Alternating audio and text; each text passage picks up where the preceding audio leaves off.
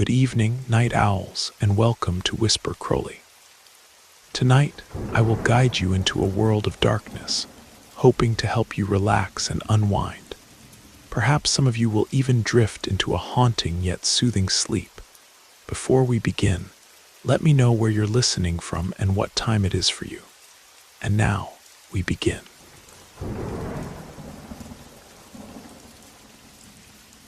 My name is Sarah Hernandez, and I was born and raised in the city of Portland, Oregon.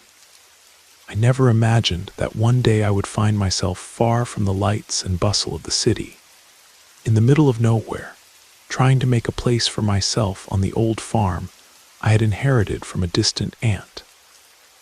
An aunt I didn't even know much about, beyond the fact that she had lived in the countryside on a large, isolated property that, according to some, had been famous for its beautiful fruit tree plantation. Although she was rarely mentioned at home, the stories told about her in the family were always curious, full of mystery. The inheritance came to me unexpectedly. A letter from a lawyer notified me that due to my aunt's death, she had left me her property. It wasn't until then that I realized I had inherited not only the house, but also a burden of dark memories that seemed to envelop the estate like a thick fog.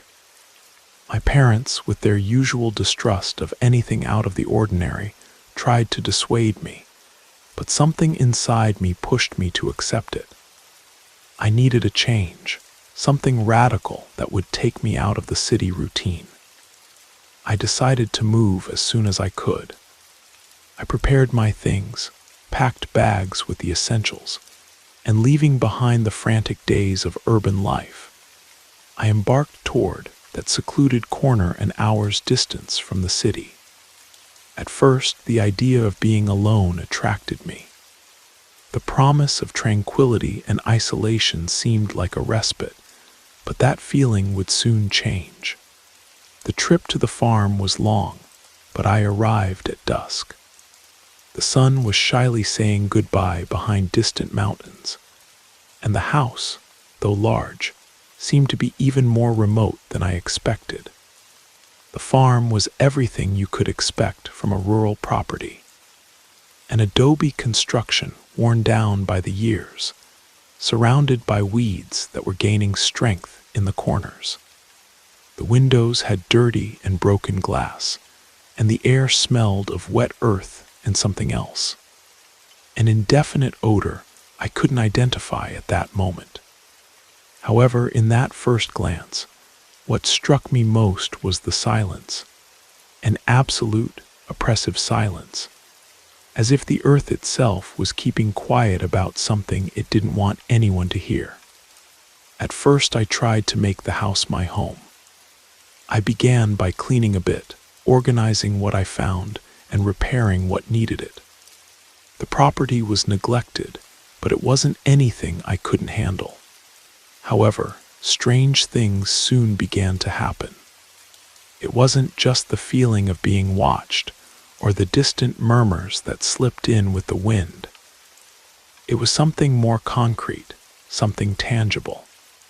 The first night I spent there, while trying to settle into my room, I heard strange noises. At first I thought it was the house creaking from the passage of years, but I soon realized the noises were too specific, too close. Knocks, scraping sounds. I thought it might be some animal, maybe a fox or rabbit getting into the shed. But as the nights passed, those sounds became more frequent and more distinct, as if someone were walking down the hallway. I didn't sleep well for several days, and every time I closed my eyes, I could feel the presence of something in the shadows, lurking. I decided to investigate more thoroughly. One afternoon, while cleaning the mess in the attic, I found an old box full of papers and photographs. Most of them showed my aunt, but there were also some photos that seemed strange to me. They were images of the farm taken decades ago. In one of them, you could see a huge tree a tree in the center of the field. However, what caught my attention most was the figure of a man in the background, barely visible, with a disturbing expression on his face. On the back of the photo, someone had written by hand, "The Tree Man." I couldn't help but shiver when reading those words. That night, I was awakened by noises coming from the yard. I decided to go see what it was, armed with a flashlight, but when I went outside, what I saw left me paralyzed. In the center of the field, exactly where the tree was in the photo, stood a figure. A man with his back turned, wearing a large hat that covered his face. I didn't dare approach, but I saw how his hands moved slowly, as if he were waiting. A chill ran through my body. However, when I wanted to look better, the figure disappeared among the shadows of the night. I looked around thinking maybe it was a trick of light, a mirage, but the absolute emptiness that surrounded me only fed the feeling that something wasn't right. Over time, the incidents became more frequent. The noises increased, as did the feeling that the house didn't want me there. The garden I had started to care for, with dedication, became more difficult to maintain. The plants withered without explanation, and one of the flowers I had planted in honor of my mother dried up completely in just 1 week.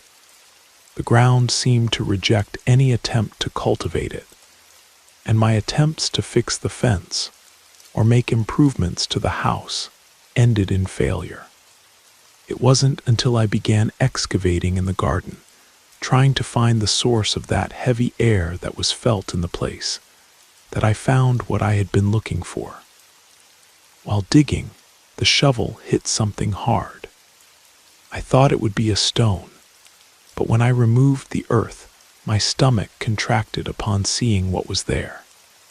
It was a rusty iron object, a kind of old padlock, and around it, fragments of human bones. My breathing accelerated as I understood what I had found. Someone had buried something in that earth, something that should never have been unearthed. Days passed, and my fear grew as I discovered more about the farm's past. The elderly people in town looked at me with suspicion when I asked about the house's history, as if they knew something I shouldn't know. One afternoon at the town market, a woman stared at me and said, "That house is cursed. Many years ago, a family lived there. Someone killed them and buried their bodies in the field. No one knows why, but since then, the land hasn't been the same." Those words accompanied me for days. What had begun as an inheritance became a nightmare of dark secrets that wouldn't let me live in peace, and that seemed to be marking the farm, the very earth. Something had happened there, something the land hadn't forgotten. And now I was the one who had to carry that weight. That night, while preparing to sleep, something made me look out the window. I saw the silhouette of that man again in the field, but this time I saw him closer, as if he were walking toward my house, each step firmer, more determined. My heart beat hard. Was it real, or was it the manifestation of something much deeper and darker that I could never understand? I never saw that figure again, but the feeling of being surrounded by something strange and dangerous never disappeared. Today, with the farm behind me, I continue searching for answers. But as I dig into its history, I realize that some questions aren't meant to be answered. Some lands are marked by what happened on them, and maybe I should never know what lurks in the darkness of this place.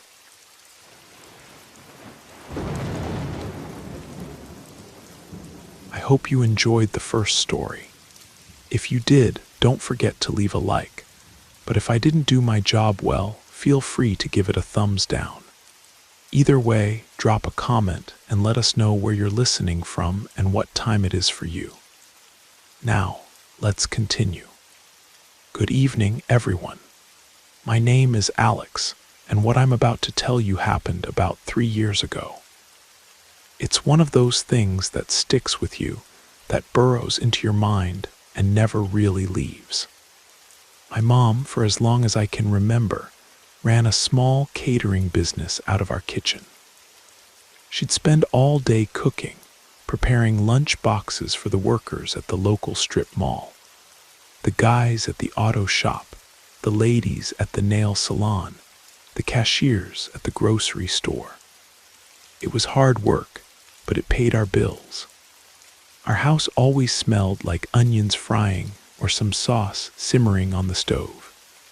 And every night, without fail, we'd get a visitor, Adrian. Adrian wasn't just a neighbor or a friend of my mom's. They were like sisters. They'd grown up on the same street here in our small Ohio town. Adrian worked the night shift cleaning offices downtown, and her shift ended late. By the time she got back to our neighborhood, nothing was open. So my mom always insisted on saving her a plate. It wasn't charity, it was just the right thing to do. Around 9:30 at night, we'd hear her gentle tapping on the living room window. That was her signal. But in the last few weeks before that night, I started feeling like something was different. Adrian, who always had this tired smile and some story from work to tell, had gone quiet. The last few times I saw her, she looked exhausted, not just the physical tiredness from work, but like she was fading away. Her eyes would lose focus, and she'd barely touch her food. I mentioned it to my mom, and she just sighed. Said Adrian was carrying a heavy burden, that things weren't easy for her. I didn't push it. I regret that now. That specific day, my mom had to leave unexpectedly in the late afternoon. Something about a cousin who needed help. She left a note scribbled on a piece of notebook paper, stuck with a magnet to the fridge. "Honey, I saved Adrian's plate. If she shows up, just heat it up for her. Don't charge her, okay?" Typical mom stuff. I wasn't worried. I knew the routine by heart. It was just another Tuesday. I spent the next few hours playing video games in my room. The house, without my mom, felt huge and silent. Only the humming of our old refrigerator broke the silence. A little after 9 at night, I heard those 3 familiar taps on the living room window glass. Right on time. I paused the game and went to the living room. Even before opening the window, I could see her silhouette against the orange light of the street lamp. She looked smaller than usual. When I slid the glass panel open, a cold wind rushed in, but the chill I felt was different. It didn't seem to come just from the window. Adrian was standing there, hugging herself tightly.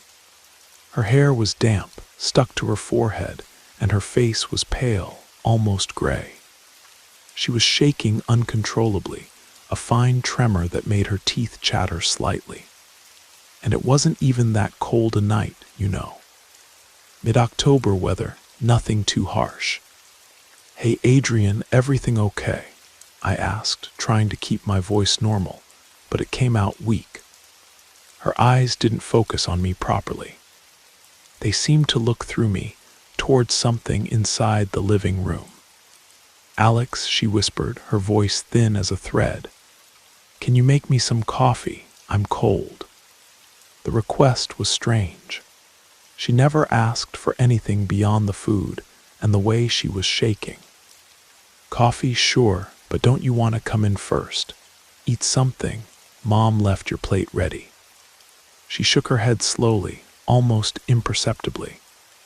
Where I was, they wouldn't give me any. The words came out dragged, disconnected. Where had she been? At work. Why wouldn't they give her coffee? I tried to understand what was happening. Had she fought with her boss, been fired? That would explain why she seemed so devastated. My initial confusion started turning into real concern. This was more than just a bad day. "It's okay, Adrian, stay right there. Don't go anywhere. I'm going to make you fresh coffee right now. It'll be quick." I said that as much to calm her as to calm myself. Her presence there at the window, so fragile and strange, left me with a bad feeling. Something was very wrong. I closed the window, leaving just a crack so we could keep talking. It felt wrong to leave her out there, even though she said she didn't want to come in. The logical part of my brain was still trying to solve the problem. Clearly, she was in some kind of shock. "Adrian, look, it's better if you come in. At least wait sitting here in the living room while I make the coffee. I'll just open the door for you." She didn't respond. I didn't even wait for an answer. Our house isn't big. The living room window is just a few steps from the front door. I went there, turned the key in the lock, and opened the door with a phrase ready in my mind to convince her to come in. But there was no one there. I looked out, checking both sides of the sidewalk. The street was silent, empty, except for some parked cars further down.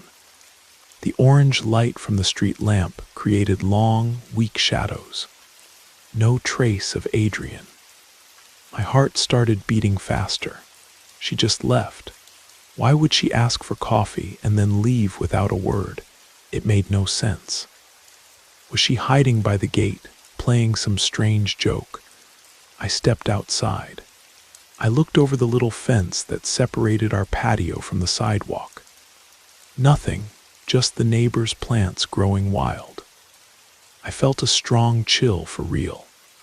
I went back inside, closing and locking the door almost automatically. I stood there blank. I couldn't think clearly.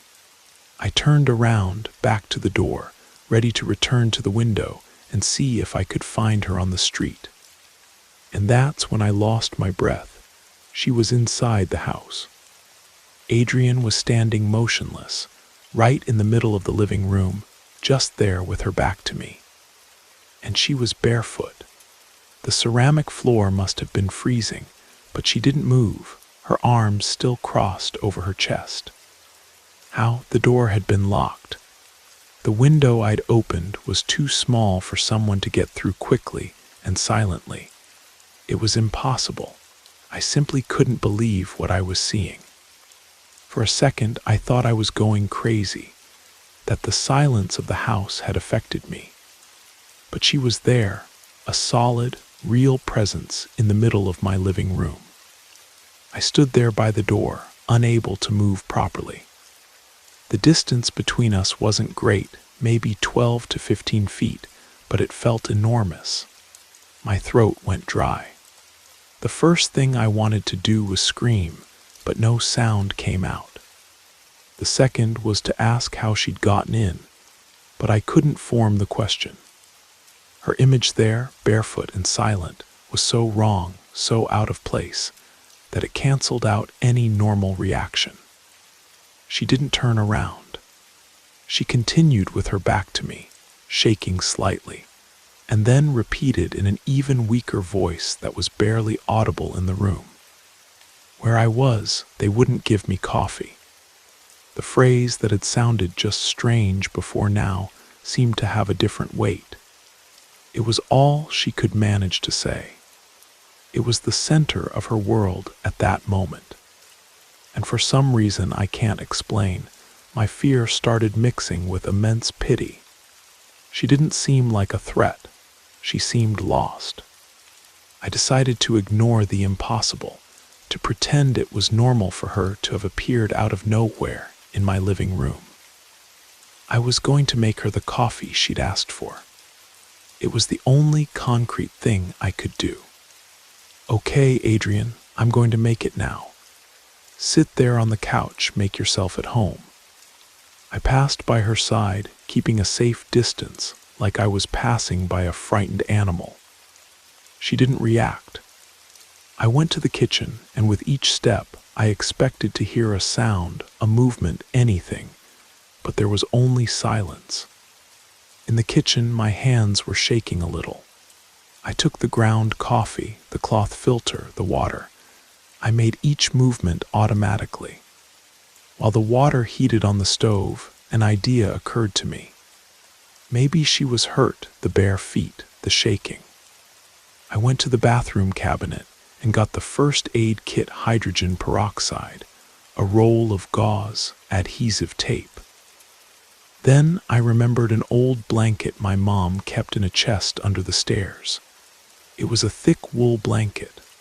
I took that too.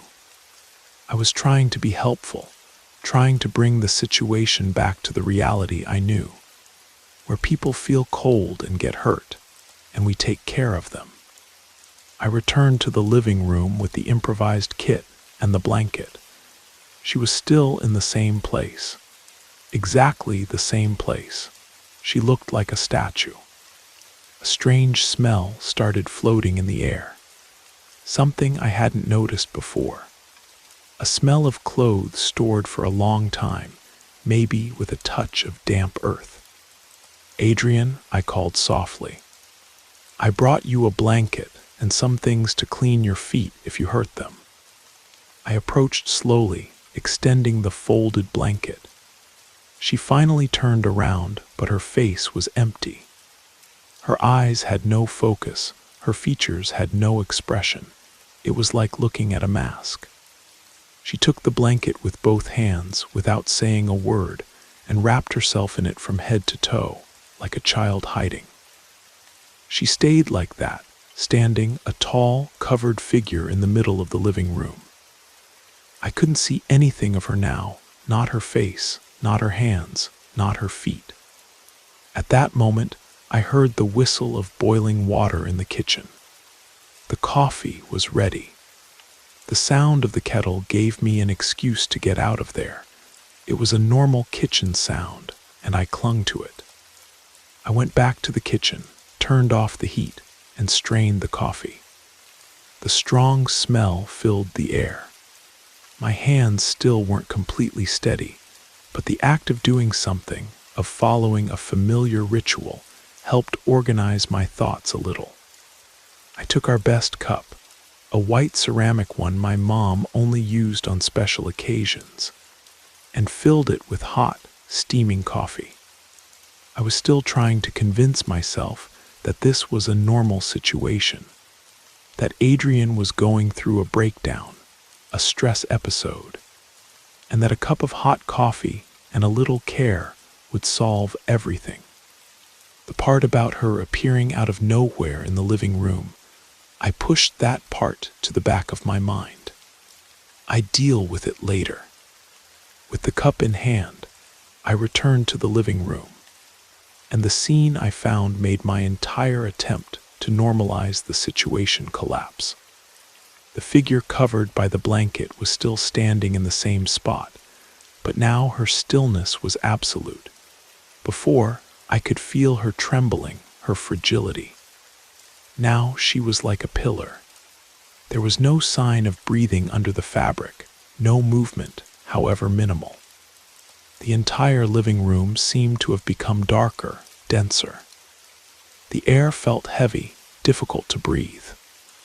"Adrian," I called, my voice coming out muffled. "I brought your coffee." Silence, a heavy, total silence. I took another step, the warmth of the cup in my hand being the only thing that reminded me I was still there, that this was real. "Adrian, are you okay? This isn't funny." The smell of damp earth grew stronger. The temperature in the room seemed to drop suddenly. I moved closer, extending the cup, almost expecting a hand to emerge from inside the blanket to take it. I was an arm's length away from her when it happened. A violent crash made me jump backward. The coffee cup flew from my hand, shattering on the floor. It was the living room window. The glass I'd left slightly open slammed shut with impossible force, as if someone had thrown a rock at it. The fragments flew inward, covering the floor. The noise was so sudden, so brutal, that for an instant I was deafened, disoriented. My instinct was to look toward the sound, toward the shattered window. It lasted a second, maybe two. When I turned back to where Adrian had been, all I saw was the blanket. It was losing its shape, deflating in the air as if the person inside was dissolving. It fell, sliding from what would have been her face height, and collapsed on the floor in an empty, shapeless heap. There was no one there. The space she'd occupied was now just air that, I swear, was colder than the rest of the room. I don't know how long I stood there in the middle of the living room, looking at the pile of blanket on the floor, the pieces of glass, and the dark stain of coffee spreading across the floor. My mind was empty. It wasn't fear, it wasn't panic, it was nothing. A void. Gradually, reality returned. The smell of spilled coffee, the cold coming through the broken window. I got a broom and dustpan from the utility room and started collecting the glass pieces mechanically. Then, a rag to clean up the coffee. I needed to do something, anything, to avoid having to think about what had just happened, to avoid having to look at that blanket in the middle of the living room. I was still on my knees finishing drying the floor when I heard the sound of the key in the front door. My mom came in. Her face was serious, tired, a kind of tiredness I'd never seen before. She closed the door slowly, put her purse on the couch, and only then seemed to notice the mess. Her gaze passed over the broken window, the wet rag in my hand, and stopped on the blanket piled on the floor. "What happened here, honey?" I opened my mouth to tell her. To talk about Adrian, about the window, about the way she disappeared. But before I could form a sentence, she spoke again, her voice low, almost a whisper. "You can't imagine where I just came from." I waited, feeling a knot in my stomach. The way she said it was final. "Guess who we lost?" she asked. But it wasn't really a question, it was an introduction to bad news. And from somewhere deep inside me, the answer came with a certainty that terrified me. "Adrian," I said. My mom looked at me, and the surprise on her face was immediate. It wasn't the reaction I expected. How do you know that, Alex?" My voice came out shaky, weak. "Because she was here just a moment ago. She said she was cold and asked me for coffee." My mom didn't say anything. She went pale, crossed herself slowly, and then sat on the couch, her whole body seeming to weigh a ton. Only then did she start crying, a silent, suffering cry. After a while, she looked up toward the kitchen. The coffee pot I'd prepared was still on the counter. "That's why I left running, honey," she said with her voice breaking. "Her sister called me desperate. They found Adrian at her house. She'd had a massive heart attack. She'd been dead for hours." She paused, taking a deep breath. "They just released the body. I came to get some things and to prepare coffee to take to the wake." We sat in silence, both of us looking at the coffee pot in the kitchen, the coffee I'd made for her, the coffee she'd somehow come to get. I never told my mom all the details of what happened, but every time I feel a cold that doesn't come from anywhere, or when the smell of fresh coffee fills the house, I remember. The coffee I prepared out of fear, and pity ended up serving as comfort at her wake. And thinking about that, to this day, gives me as many chills as the memory of her visit.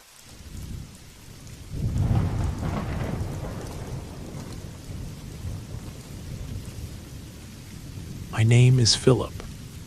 What I'm about to tell you happened about 4 years ago, maybe a little more, but I still remember everything clearly. Back then, I worked for a subcontracted company that provided maintenance services for coastal navigation equipment. Our job was to take care of buoys, radio equipment, and occasionally lighthouses. The pay was good, but it required spending long periods away from everything and everyone.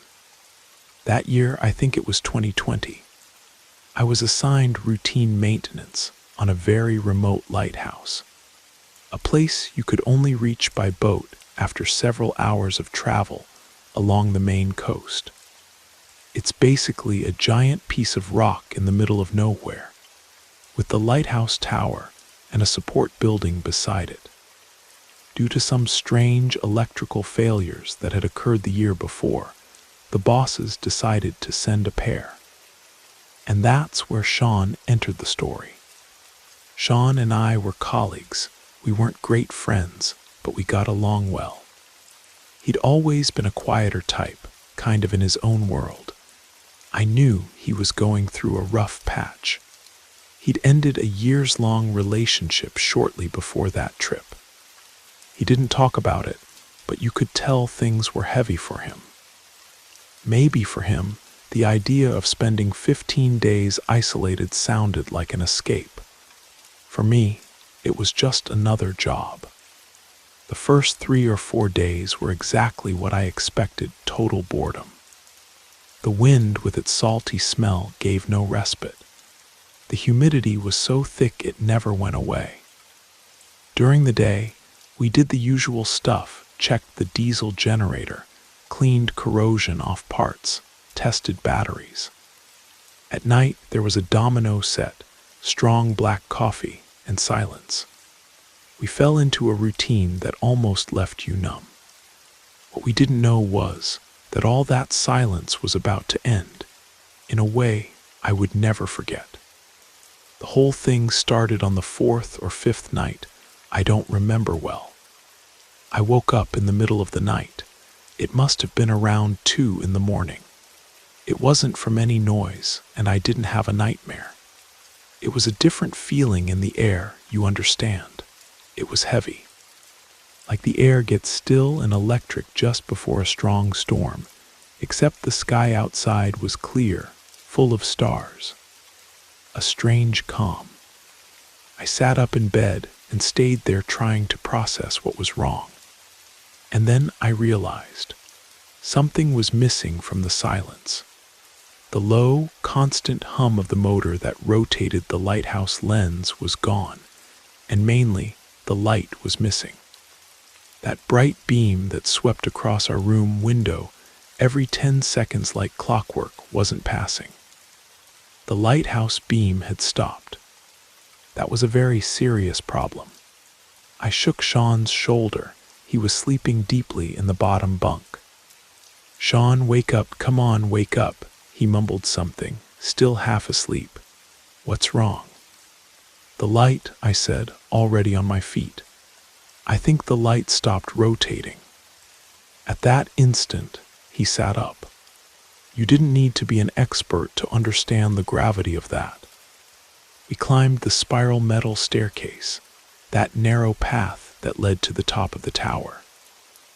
The only sound was our quick steps echoing in the concrete cylinder. When we reached the top, in the lamp room, we saw that the electric motor that moved the gear assembly was working, making that low hum. But the lens, that enormous mass of glass and metal, was completely motionless. Something was jamming the mechanism. We approached with our flashlights. Stuck right in the middle of the gears was a piece of fabric, but it wasn't just any old rag. It was fine fabric, yellowed with age, with details that looked like lace. Very old lace, you know. Like from a wedding dress that had been stored for decades. The thing was soaked, dripping dark, stinking water that smelled like rotten seaweed and something else, a smell of spoiled ocean. We looked at each other, understanding nothing. How had that gotten in there? The tower door was locked from below. The lamp room windows were thick and sealed against storms. There was no way a bird could have brought that inside.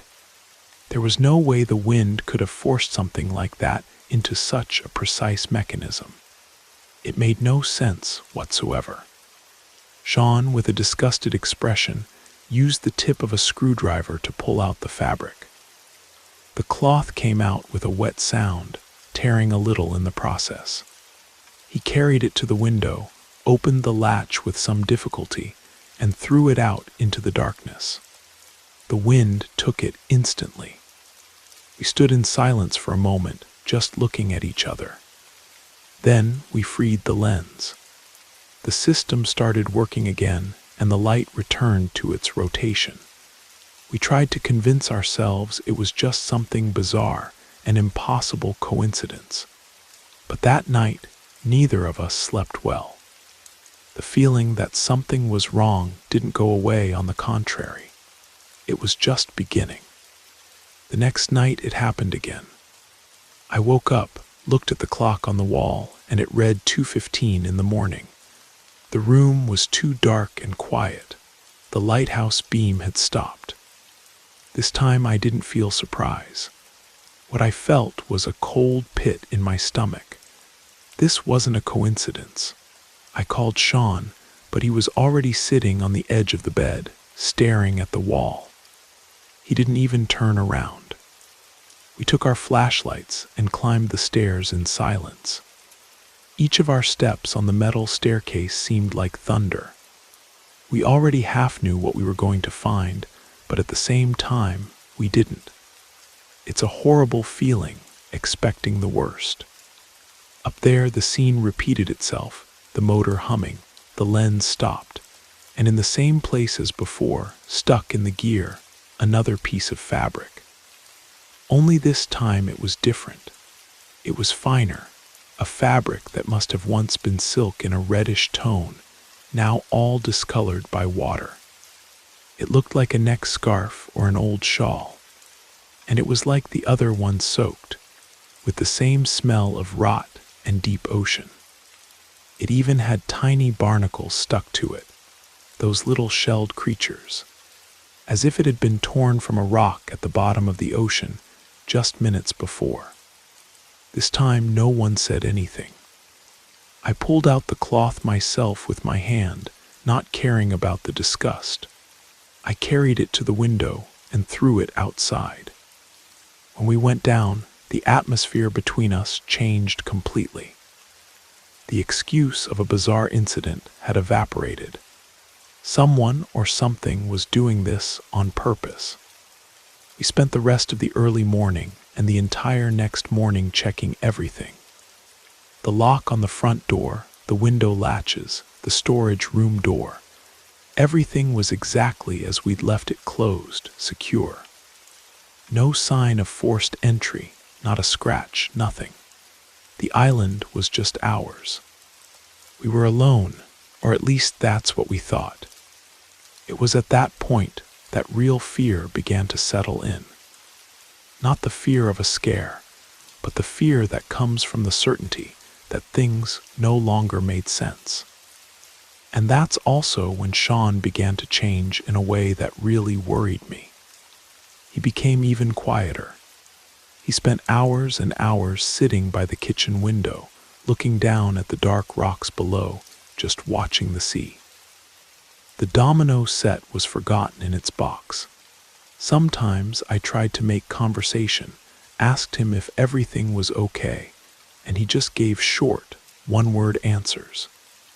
His gaze was always distant, as if he were listening to another conversation that only he could hear.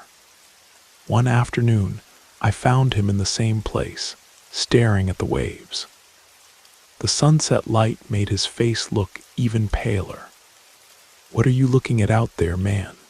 I asked, trying to sound as casual as possible. He took a few seconds to respond, as if he were returning from a very distant place. "I don't know," he murmured without taking his eyes off the sea.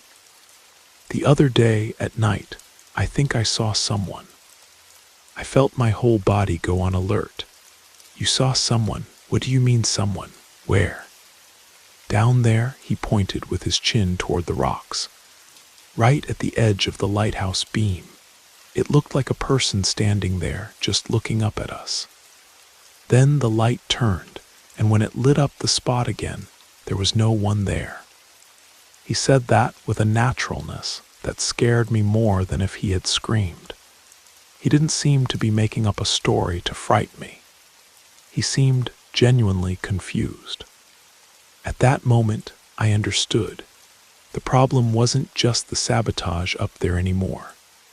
The real problem was starting to happen to Sean. Things got completely out of control on the 7th or 8th night. By then, we'd already lost count of the days.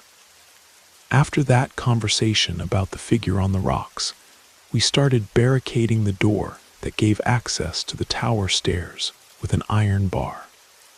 It was our own procedure, not in any manual, but it gave us a sense of security. Even if it was false, one more barrier between us and whatever was up there. That night, we weren't even trying to sleep. We were both sitting in the small living room with a single dim light on, just waiting for time to pass. The silence was almost total, broken only by the whistling of the wind outside. And it was in that silence that we heard it. It started as a low noise coming from above, from the direction of the tower. It wasn't the sound of metal creaking with temperature changes. It was a wet sound, a dragging sound, exactly as if someone were pulling a very heavy, completely soaked carpet down the metal staircase steps. The sound was slow, rhythmic. Drag, stop, and it was coming down. I looked at Sean at the same instant. His eyes were huge, fixed on the barricaded door. He was hearing the same thing I was. No one said anything, but when we looked at each other, I got the confirmation I feared most. It wasn't my madness. It wasn't just his. It was real, and it was getting closer. The sound continued for maybe a minute that felt like a lifetime slow, deliberate. With each step, the noise of the wet dragging became clearer. I felt every muscle in my body tense, just waiting for the door handle to turn, waiting for a knock, anything. Then, out of nowhere, the sound stopped. It didn't stop up there, and it didn't seem to reach the base of the stairs. It stopped at some point halfway down. The silence that came after was 1,000 times worse than the noise. It was a heavy, charged silence, as if something were standing there on the other side of the door, in the darkness, just waiting, listening to us. I whispered without being able to take my eyes off the door. "Did you go up today?" Sean just shook his head very slowly. His face was pale, colorless. He looked back at me, and his voice came out like a thread of air. "Did you?" I also shook my head. Neither of us had gone near that staircase since morning. We stayed there paralyzed, for I don't know how long, barely listening to our own agitated breathing. The sound didn't return. That night we pushed a heavy dresser, an old metal cabinet, and anything else we could move against our room door. It was a pathetic defense against that thing, but it was all we had. I lay down with a kitchen knife under my pillow. It's not that I thought it would help much, but you cling to what you can in moments like that. Sean didn't lie down. He curled up in a corner of the room with his back to me, and for the first time, I heard him really whispering. They weren't words that made sense. They were murmurs, broken phrases, as if he were answering questions that only he heard. He was having a conversation with someone who, for him, was there in the darkness of the room with us. I don't know if we actually slept, but at some point during that early morning, the silence was broken in that horrible way again. The motor hum had disappeared. The light had stopped. For the third time, I looked at Sean curled up in the corner of the room, and he looked at me. The desperation on his face was the same as mine. Part of me screamed that we should stay there locked up, but the truth is we had no choice. It was our duty. And the idea of staying in total darkness, just waiting, was maybe even worse. We'd have to go up, remove the barricade from the room door, then remove the iron bar from the staircase door. Every movement seemed like a giant mistake. Climbing that spiral staircase in the darkness, knowing that something had come down it hours before, was one of the hardest things I've ever done in my life. I went first with the most powerful flashlight we had, and I felt Sean's agitated breathing right behind me. Every shadow our light created seemed to move on its own. When we reached the top, the lamp room door, which we always kept locked tight, was wide open, not just unlocked, but completely open, as if someone had burst it open. The cold sea wind was entering violently, whistling through the opening. And what we saw inside, that ended what little courage I had left. The lighthouse wasn't just stopped, it had been deliberately altered in an impossible way. The main lamp, a piece of glass and metal almost the size of a propane tank that needs tools and 2 people to change, was unscrewed from its base. And it wasn't just loose. The main lamp was cracked with an impossible crack that extended through the thick glass. The metal structure around it was twisted as if an invisible force had squeezed it with tremendous strength. I stood there looking at that, trying to get my brain to process the information. The force necessary to do that, the precision, it wasn't human work. Someone did this. Sean's voice was a trembling whisper beside me. Philip, someone was inside here. It was at that exact moment that I felt it. A current of absurdly cold air passed across my back as if a person had just walked behind me. A cold that wasn't from the outside wind, it was an inside cold, a cold that seemed to come from something dead. I spun around, throwing the flashlight beam into the darkness of the hallway. There was no one there. The space was tiny, there was nowhere to hide. When I turned back, Sean was no longer looking at the lamp. He was white as wax, his hand extended, pointing toward the large glass window that surrounded the room. His mouth was moving, but no sound was coming out. "What's wrong?" My voice came out broken. "What are you seeing?" I pointed my flashlight toward the glass. For a second, I only saw our own reflection against the darkness of the sea, me with the flashlight in my hand, and Sean a little behind, completely still. But then, for a fraction of a second, the reflection changed. Behind Sean's image, another figure appeared, blurred, half-watery, like a heat mirage, only cold.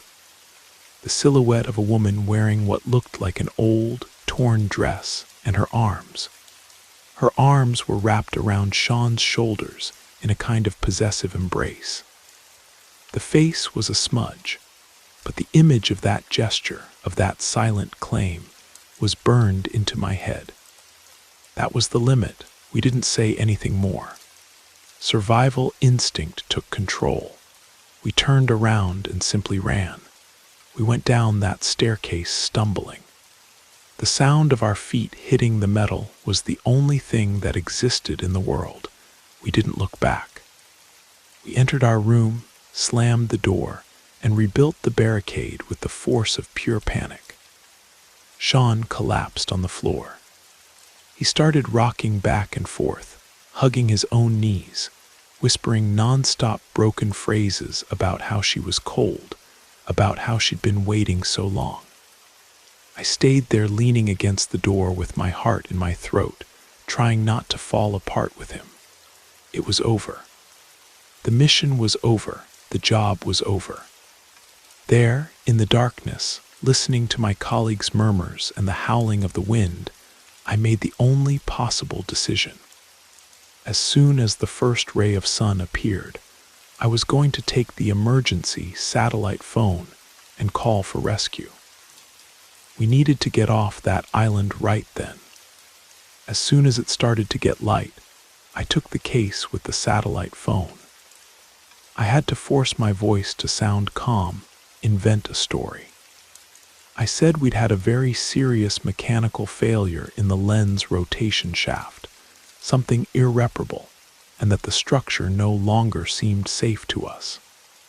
My voice was shaking a little, but I think the operator on the other end thought it was because of the bad signal. He said they'd send a boat as soon as possible. The hours of waiting that followed were maybe the worst of all. We stayed locked in the room. Sean didn't say another word. He continued in his corner, staring at nothing. It was the empty gaze of someone who wasn't really there anymore. When I finally heard the distant sound of the boat motor, I felt relief that actually hurt my chest. The rescue team was made up of 2 older men with faces marked by sun, and people who seemed to have seen everything. They helped us load our things.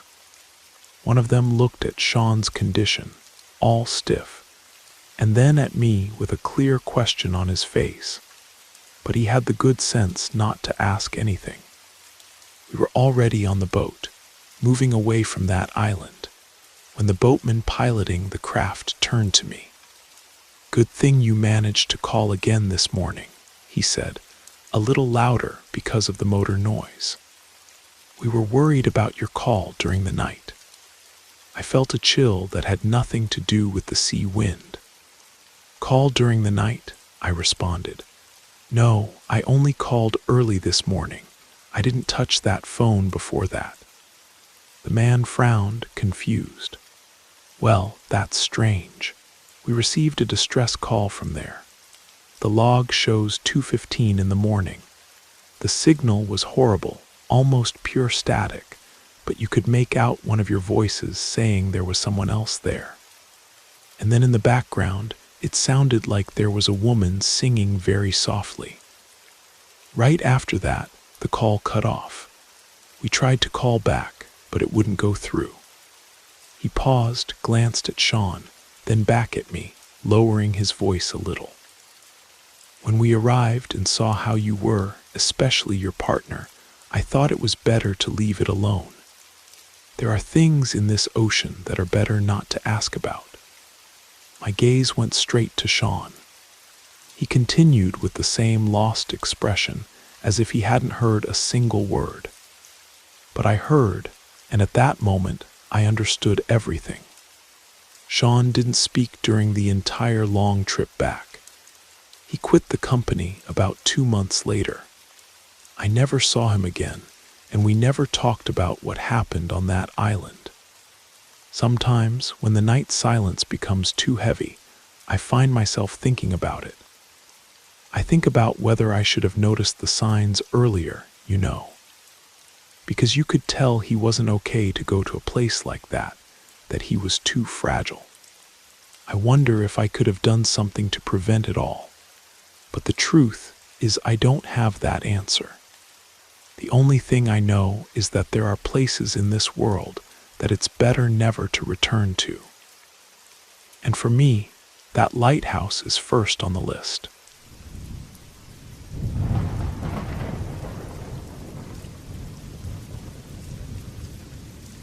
When I was about 11 or 12 years old, 2 friends and I had the brilliant idea to play with an Ouija board. The rest of the night was pure chaos. Before I explain what happened, here's a little background about the board we used. The board belonged to the sister of one of my friends who was involved. When she and a friend used it, the board was put away without saying goodbye. Whatever spoke to them that day panicked the friend so much that she practically threw the board back into the box and closed it quickly. I did a little research, and apparently, ending an Ouija session without saying goodbye can cause something to attach itself to you or the board. We were stupid enough to use exactly that board. My friend Amy was invited to sleep over at my house. In our teenage arrogance, we decided that we absolutely had to play with the board. Our friend Ryan lived right across the street, so we called him to join us. We started the game and asked if anyone was with us, and if he or she would tell us their name. The planchette spelled out Andre, okay, cool, my middle name. At that moment, I was sure Amy was playing a joke on me. Then it spelled out Youmustraway. Just remembering and writing this down still sends a shiver down my spine. Obviously, we had had enough of spirit contact now and said goodbye. We ended the whole thing as quickly as possible and decided to go over to Ryan's house. Back then, the property behind his house was undeveloped, and only a small chain-link fence separated us from exploring. So we climbed over it. Amy had always had excellent instincts, and when she says we need to go, it's time to go. She began to feel uncomfortable as we lingered in the empty backyard and returned to the other side of the fence. I followed her. The tension in the yard grew noticeably. Suddenly, we both felt like something bad was about to happen. We called to Ryan to come back, but he thought we were overreacting and were just afraid of nothing. Finally, we convinced him to come back. We helped him over the fence, wanting to hurry. Well, we were a bit chubby. Amy and I had each grabbed one of his arms when we suddenly felt strong resistance.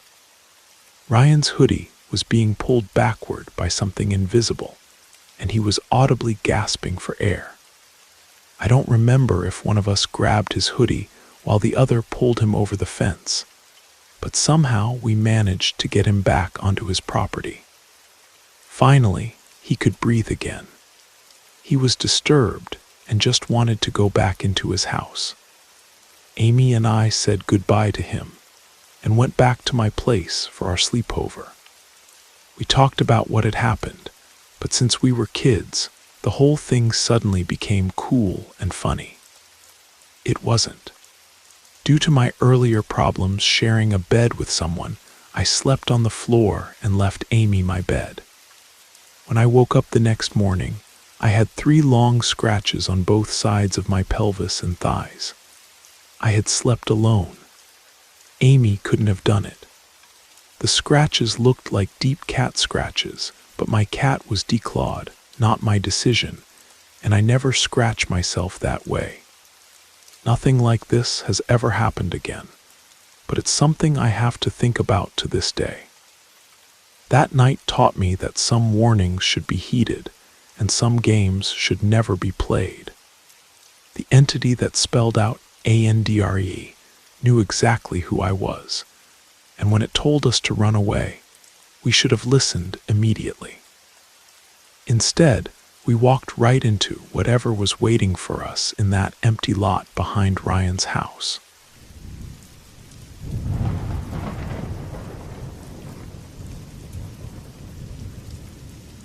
Welcome. Before I begin this story, I'd like to know where you're listening from and what time you prefer to hear these tales. Please leave a comment. Without further delay, let's begin. My name is Marcus Thompson, and for as long as I can remember, I've always been curious by nature. My work as a freelance photographer has taken me to fascinating places, but also to sites that many would prefer to avoid. It was that same curiosity that led me a few months ago to an abandoned zoo in the mountains of Northern California, a place I now wish I knew nothing about. It all started at a gathering with friends in Santa Rosa. One of them mentioned an old zoo located near the Mendocino National Forest, more specifically in a mountainous area on the outskirts of Willits. According to him, The place had closed suddenly more than 20 years ago, and though it was hard to find official information about it, rumors said the closure was due to strange circumstances. Some spoke of financial problems, others of a serious accident, and the most superstitious assured that the site was cursed. That story kept circling in my mind. After some investigation, I discovered that the zoo, known as the Mountain Refuge, was located in a wooded area, and reaching it required taking a rarely traveled secondary road. Most people I knew didn't even know of its existence, which intrigued me even more. With camera in hand and an overly confident spirit, I decided to explore the place. I left early one November morning. The weather was cool, and the air smelled of wet earth from recent rains. The secondary road leading to the zoo was in terrible condition, deep potholes, weeds invading the edges, and in some stretches, fallen trees that seemed not to have been removed in years. My car advanced with difficulty, and with each meter I traveled, the feeling of isolation became more palpable. Finally, after almost 2 hours of maneuvering through narrow paths and tight curves, I arrived at what appeared to be the old zoo facilities. A rusted iron gate marked the entrance with a barely legible sign that read, "Welcome to the Mountain Refuge." The letters were faded, and moss tendrils grew over them. There was no one in sight, no nearby houses, only the sound of trees swaying in the wind, and occasionally the cry of some bird that seemed to watch me from the heights. I pushed the gate, which opened with a metallic screech that resonated too loudly in the silence of the place. I entered. The main path was covered with fallen leaves and branches. On the sides, I could distinguish structures that must have once been cages and animal enclosures. Many were destroyed. The rusted and twisted bars suggested that someone or something had tried to escape with desperation. In the center of the zoo, a dry fountain was invaded by weeds. The animal statues that adorned it were broken or worn, as if time had devoured them. I began taking photographs, focusing on the details, the broken chains on the cage doors, the signs indicating what animals lived there, now covered with moss.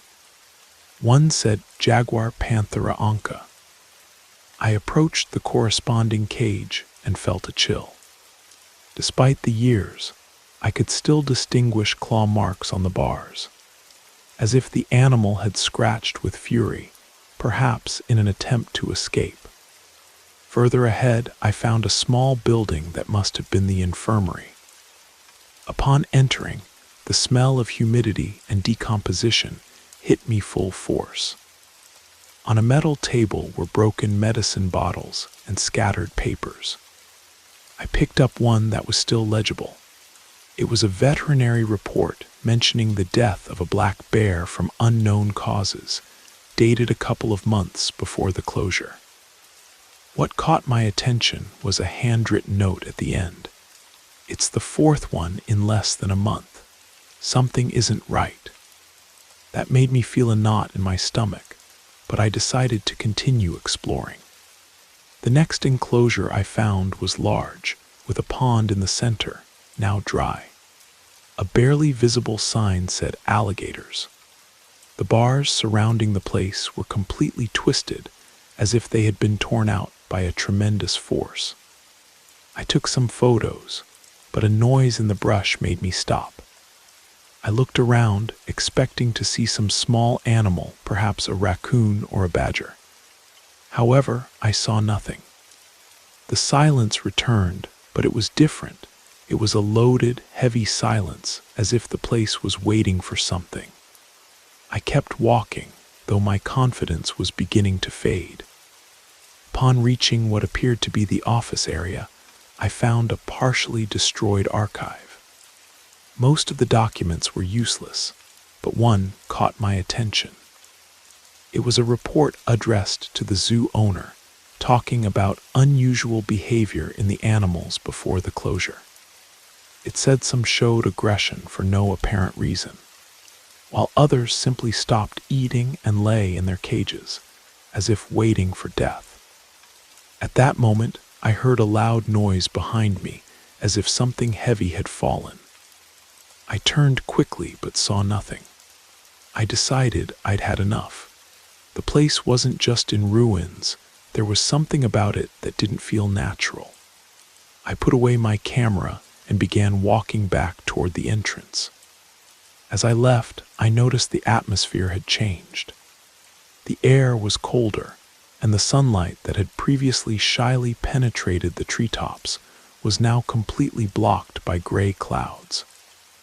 I quickened my pace, feeling a growing urgency to leave the place. Just before reaching the gate, I heard a sound that paralyzed me. It was a roar not like that of a lion or jaguar, but it had something primitive, guttural that made me feel small and vulnerable. I didn't want to look back. I crossed the gate, closed it as best I could, and ran to my car.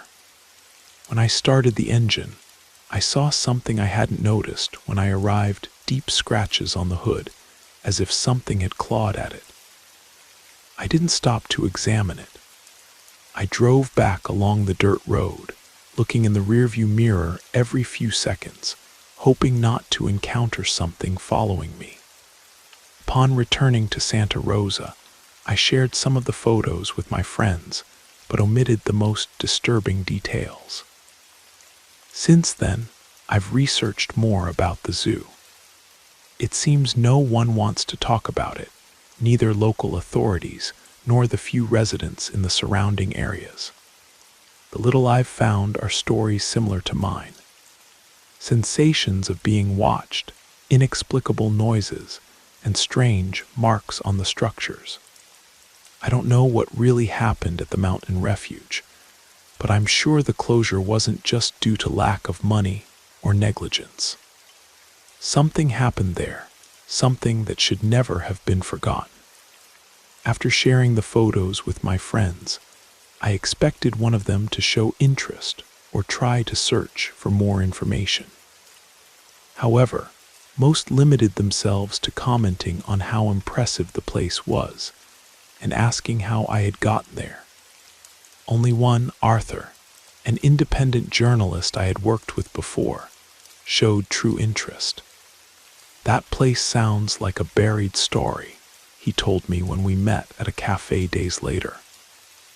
"If things were as strange as you say, there could be something more, something no one wanted to be known." Arthur had a gift for delving into uncomfortable topics, so I agreed to accompany him on a second visit despite my doubts. There was something in his enthusiasm that awakened my curiosity again. I wanted answers. I wanted to understand what had happened at that zoo, what those noises, marks, and incomplete documents I had found were. We planned the visit for a clear day, carrying basic equipment, flashlights, an audio recorder, cameras, and just in case, a couple of small machetes to clear our way through the brush. We arrived at the place mid-morning. This time I felt less nervous going accompanied, though upon passing through the rusty gate again, the same feeling of heaviness invaded me. Arthur, however, seemed immune to the strange atmosphere. He walked confidently, taking notes and photographing every corner. We decided to split up to cover more ground. While Arthur explored the office area and the pond surroundings, I headed back toward the larger cages. My plan was to inspect the enclosures more carefully and look for marks like those I had found before. Upon reaching the jaguar enclosure, something immediately caught my attention. On the ground, among the fallen leaves, was a thick chain covered with rust. It seemed to have been torn from the cage door, confirming that something had escaped from there with impressive force. Upon examining it more closely, I noticed it had tooth marks, as if an enormous animal had bitten it until breaking it. I felt a chill, but tried to stay calm. Suddenly, I heard a muffled scream coming from the office area. It was Arthur. I ran there as fast as I could, dodging branches and roots, and found him standing in front of a moss-covered wall with a pale face. He was looking at something on the ground. "What's wrong?" I asked, trying to catch my breath. He pointed without saying anything. On the ground was an open metal box, and inside were several documents that appeared to be veterinary records and incident reports. Upon reviewing them, I found detailed descriptions of abnormal behaviors in the animals. Sudden attacks against staff, desperate escape attempts, and in some cases, self-harm. One of the reports mentioned a lion that had died under extraordinary circumstances. According to the document, the animal was found with its body twisted, as if something had crushed it from within. What impacted us most was a final report written by hand and dated the day before the zoo's official closure. It said, "We can't control them anymore. Something is altering them. This isn't natural. We must evacuate immediately." While Arthur reviewed the documents, I noticed the wall in front of us had a drawing carved in the stone. It was a strange symbol, something I didn't recognize, but seemed to represent a circle surrounded by irregular lines, like rays or tentacles. Above it were words written in what appeared to be an indigenous language, still spoken in some parts of Northern California. I took a photo of the symbol and decided to investigate it later. Arthur, meanwhile, was completely focused on the documents. He told me the zoo's abrupt closure hadn't been due to financial problems, but because those responsible knew something terrible would happen if they didn't evacuate in time. "But what could it have been?" I asked. "I don't know," he responded, visibly disturbed, "but I think they didn't fully understand it either." We decided to explore the rest of the place together. Upon reaching the alligator enclosure, we found something we hadn't seen before, a huge pit covered with branches and leaves. Arthur, curious as always, removed part of the vegetation with a stick. What we saw underneath left us frozen animal bone, remains mixed with some that appeared human. We weren't experts, but it was evident the place had been used for something more than simply housing animals. The sun was beginning to set, and the atmosphere was becoming denser. The sounds of trees and birds felt more distant, almost as if the place was becoming empty. We decided to return to the car before night trapped us there. On the way back to the entrance, we heard something that stopped us cold, a deep but strange roar, as if it came from several animals at the same time. Arthur and I exchanged glances, and without saying a word, we began to run. I felt something was following us, though I didn't dare look back. Branches cracked behind us, and the sound of the roar intensified. Upon reaching the car, we both got in hastily, and Arthur started the engine. As he accelerated down the dirt road, I looked in the rearview mirror. Among the trees, I could distinguish a dark, large, and misshapen silhouette that vanished into the shadow before I could fully identify it. We didn't say a word during the trip back. We were both too stunned to try to explain what we had seen, what we had felt.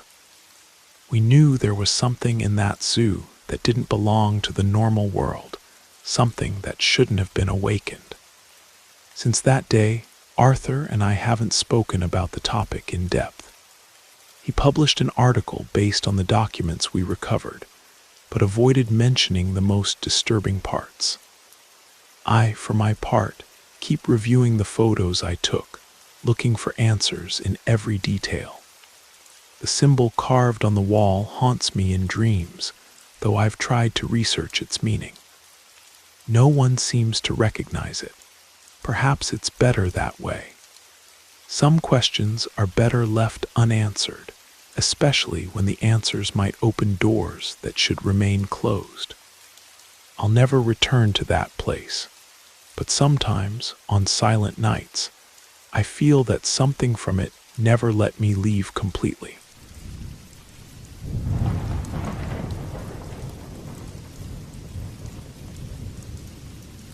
When I was about a year in high school, around 1997, I was playing with my friend's Ouija board at her house. We were in her room, two kids basically just fooling around with it. I was pretty open-minded, not a religious person, but also not a convinced skeptic, simply because I had nothing that could have influenced me in either direction. After all, you can't prove a negative. The only thing that spoke against the paranormal was the lack of evidence, and that mostly concerned events that could be explained in other ways. So when we were in her room, we took out the box and got right to it. We called out some silly incantations like idiots, and did all the things you know from movies to get spirits to communicate. I always thought maybe there was a secret line in the board's instructions that urged owners to move the planchette themselves when friends visited, and then burn the instructions afterward. Without much provocation, we then had some seemingly harmless contacts that I didn't really take seriously until one of them proved itself. We asked for a sign, like in the movies. Not a second later, her hamster crashed against the inside wall of his cage, completely startled, and then raced through the cage like crazy, dove under the bedding, came back up, kept running as if a bird of prey was above him. I thought to myself that was just a coincidence, and we went outside for a while. Later, we opened the board again. This time we had a pencil and paper with us. After many questions, I needed more proof. I told the spirit to write his name while I held the pencil. I closed my eyes and put my head back. To my great surprise and shock, the paper said Zozo. The strange thing about it was, I had never heard this name in my entire life. I absolutely didn't know what it was about. I thought it might just be a subconscious reflex. But I can tell you, while my arm was moving, it didn't feel like someone was grabbing me. It felt more like the muscles needed to move the pencil were tingling, becoming light or numb.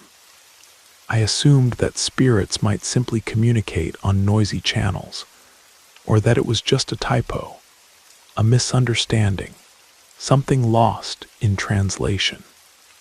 Years later, about 2 years ago, I was talking to my old friend about this experience, and we were reminiscing. I decided to Google Ouija Zoos, and of course the correct spelling was the first result. I clicked on it, and I have to admit, as an adult man, I don't scare easily. But when I saw the sheer number of people who had also had contact with this entity, I got the most intense goosebumps all over my body, stronger than I had ever thought possible. This series of completely unplanned, temporally staggered, and geographically separated experiences is simply too precise to be dismissed as coincidence or collective imagination. The theory of unconscious muscle twitches that supposedly move the planchette also seems very unlikely to me, since these experiences were made by people who were hundreds of miles apart from each other. Had I heard of this name before the event, then I would have understood that my brain might have played a trick on me through the power of suggestion. But it wasn't like that. Just as an aside, for all the people I've told this story to who never believed me, I could hardly believe it myself that it happened. but it did happen. I don't draw any final conclusions from it. I'm puzzled but open. The weight of that pencil in my hand as it moved without my conscious control still haunts me. It wasn't the smooth, deliberate movement you'd expect if I was unconsciously guiding it. Instead, it felt jerky, almost reluctant, as if something was fighting against the very act of communication.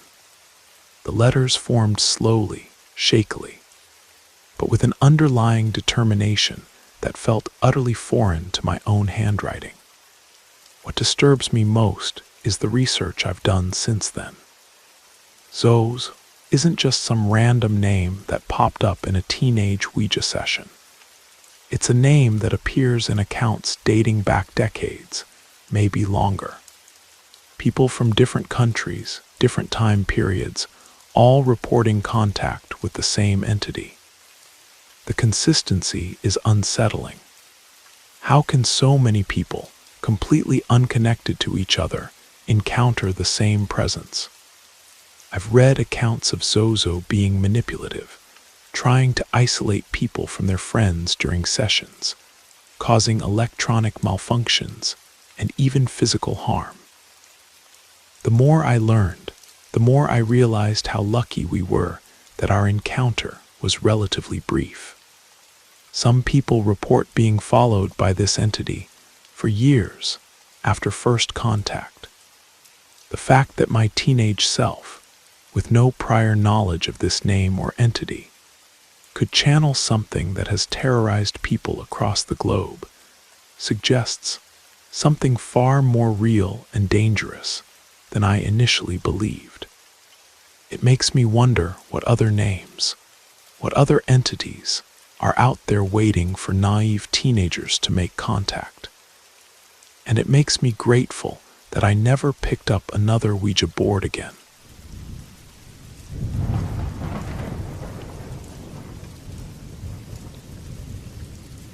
I moved to Iowa recently to get away from everything, to find some peace and quiet after a rough patch in my life. I'd taken a job at a small manufacturing plant that paid decent money, nothing fancy, but enough to get by. I definitely wasn't planning to stay forever, but the rural silence was exactly what I needed after years of city noise and chaos. The countryside here is dominated by farmland, which probably doesn't surprise you if you know anything about Iowa. Rolling fields of corn and soybeans stretch out in every direction, broken up only by the occasional farmhouse or grain silo. It's a different world from what I was used to, but I was slowly getting accustomed to the rhythm of rural life. About 6 months ago, I found a small house with incredibly cheap rent, so cheap that I suspected something had to be wrong with it. But after living there for a few weeks, I couldn't figure out what the catch was.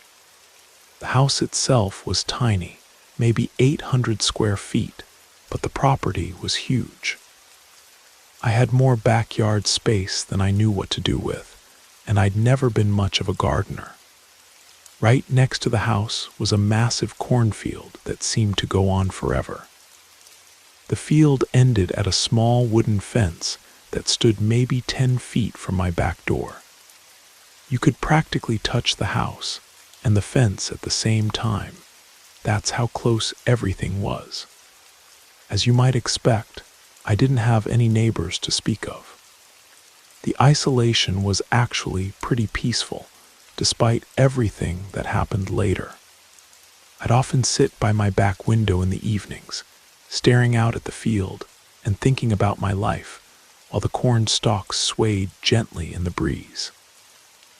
There was something hypnotic about watching them move, like green waves on an ocean that stretched all the way to the horizon. I probably would have stayed in that house much longer if what I'm about to tell you hadn't happened. It was a windy October night, one of those cold nights when you just want to curl up inside and watch the wind shake everything around outside. I'm one of those weird people who actually enjoys being outdoors in weather like that. I don't know why, but there's something about putting your hands in your jacket pockets when it's cold that just feels right to me. I was standing on the small back porch, smoking a cigarette and taking one last look at the yard before heading inside for the night. I was almost finished, getting ready to flick the butt into the grass and call it a day. That's when I heard it. A scream, not the distant howl of an animal that you sometimes hear in the country, but something else entirely. Sharp, high-pitched, and unmistakably human. It sounded like it could have been a child, maybe a young boy. The sound came from the cornfield directly behind my house. Without thinking, I ran inside, grabbed my hunting rifle from the closet, and rushed back outside. I don't know what came over me, but I couldn't ignore the possibility that a child was in danger out there. The scream came again while I was standing there, even louder this time, and it made my blood run cold. I jumped over the fence and ran into the cornfield, following the sound as best I could. The corn was tall and thick, and the darkness between the rows was almost complete. I called out for the child, asking them to scream again so I could find them. But there was only silence. Adrenaline was pumping through my system as I stumbled through the field with my phone's flashlight, which barely cut through the darkness. I kept calling out, but the child never responded. Eventually, I realized I was in over my head and needed help. I called 911 and explained what I'd heard before heading back to the house to wait for the police. When the officers arrived, I insisted on joining the search in the field. They agreed, and I was grateful for their willingness to let me help. We searched the cornfield for at least 30 minutes, calling out constantly for the child, but there was never any response. We found nothing. No footprints, no signs of movement, no indication that anyone had been in that field at all. Eventually, we gave up. The officers told me to call again if I heard anything else, then drove away into the night. I was frustrated, but what could I do? Part of me wondered if it had been some kind of prank, which would have made sense. I'm sure the teenagers out here get bored and don't always know what to do with their time.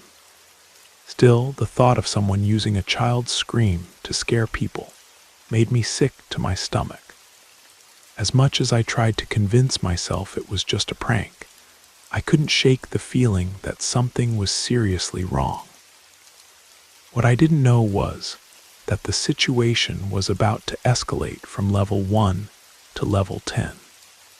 I was upstairs getting ready for bed when something outside my window caught my attention. It was the last thing you'd ever want to see outside a bedroom window, a faint orange glow. I rushed to the window and my heart sank. Small flames were flickering in the distance, dancing wildly in the darkness of the cornfield. I remember yelling, "Holy shit," over and over again. I knew I had to do something. The fire wasn't huge yet, but with the wind picking up, it would spread incredibly fast. I ran downstairs, called 911 again, practically screaming into the phone, then grabbed the garden hose from the side of the house, turned it on, and jumped the fence into the field. I was praying the hose would be long enough to reach the flames. I was completely soaked by the time I got there, but I didn't care. I knew the fire department would take forever to get to such a remote location. I was the only hope of stopping it before it got out of control. I had incredible luck that the fire hadn't spread faster than it did. After a few minutes of spraying, I had it completely extinguished. I bent over to catch my breath, wondering why the hell all this was happening to me. Standing there, dripping with sweat and water, I noticed movement out of the corner of my eye. I turned around and nearly fell over dead. Someone was standing at the upstairs window of my house, in my bedroom. Someone was inside my house. Without thinking, I dropped the still-running hose and ran back toward the house. I burst through the back door into the kitchen and froze. The entire room had been trashed. The refrigerator and cabinets were standing open, dishes and food scattered across the floor. It was complete chaos. I barely had time to process the destruction when I heard the front door slam. I spun around and ran to the front of the house, but by the time I got there, whoever it was had already disappeared. I ran outside, but no one was in sight. I didn't have the energy to chase after them. I honestly thought I was going to pass out from the stress and exhaustion. A few minutes later, the police and fire department finally arrived. I told them what had happened, and this time they took it much more seriously. Attempted arson is a serious crime, and they treated it as such. More officers arrived, and they even brought in search dogs to comb the area thoroughly. But once again, they found nothing. Apparently, whoever had done this had enough of a head start to escape on foot. I couldn't sleep for weeks after that. Every creak, every rustle in the dark put me on high alert. I slept with my hunting rifle on the floor next to my bed until I could finally move out of that place. I kept thinking about what had happened, trying to make sense of it all. The whole thing was completely insane. But what haunts me the most is that first scream. I get sick to my stomach thinking that there might have been a child in real danger out there, less than 100 yards from my house, and I couldn't help them.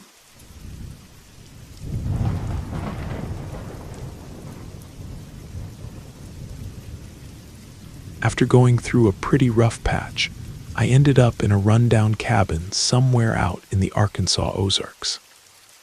That's what happens when you lose your job, can't make the mortgage payments, and your house gets foreclosed on. It was honestly terrible.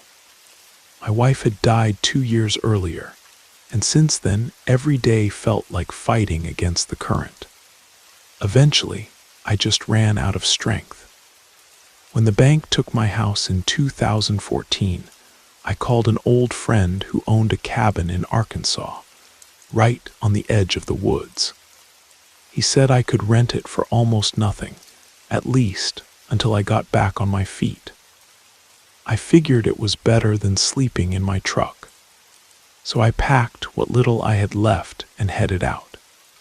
If you've never been to the Ozarks, they're beautiful and peaceful, but they can also give you the feeling of living in a completely different world.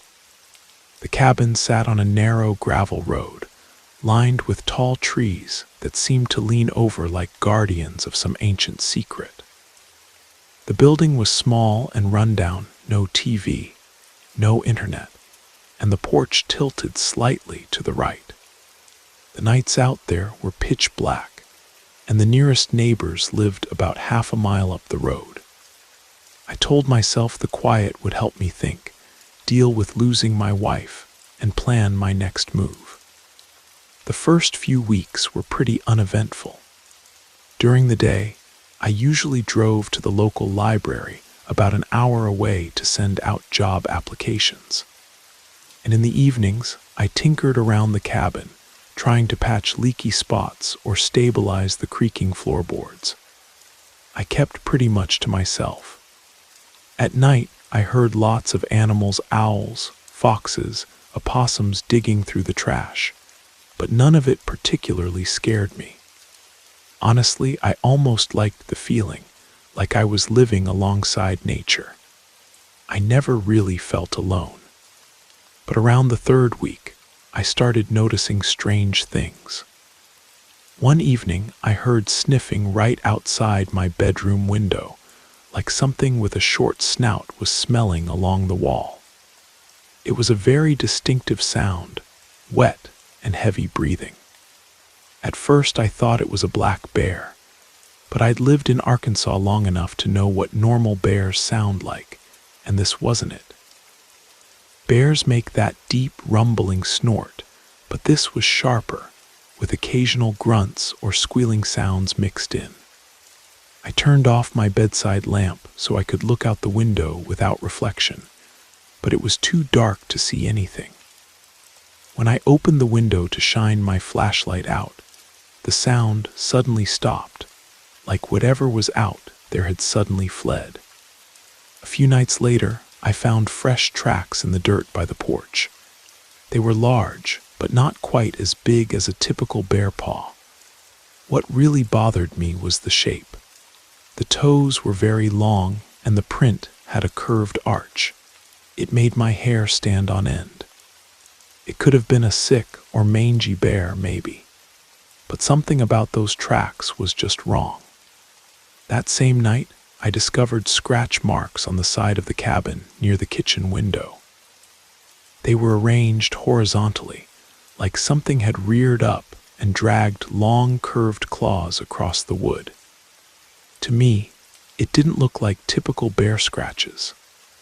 I started spinning a kind of legend in my head that some local variant of black bear lived out here, or some other animal, and whether it was peaceful remained to be seen. I'm no zoologist, but with each passing day, more disturbing evidence accumulated that something unusual was prowling around out here. One morning I woke up to find the trash can knocked over. The lid was half chewed, and strange grayish hairs were caught in the hinge. The fur was sparse and thin, almost patchy, and the hairs themselves were coarse.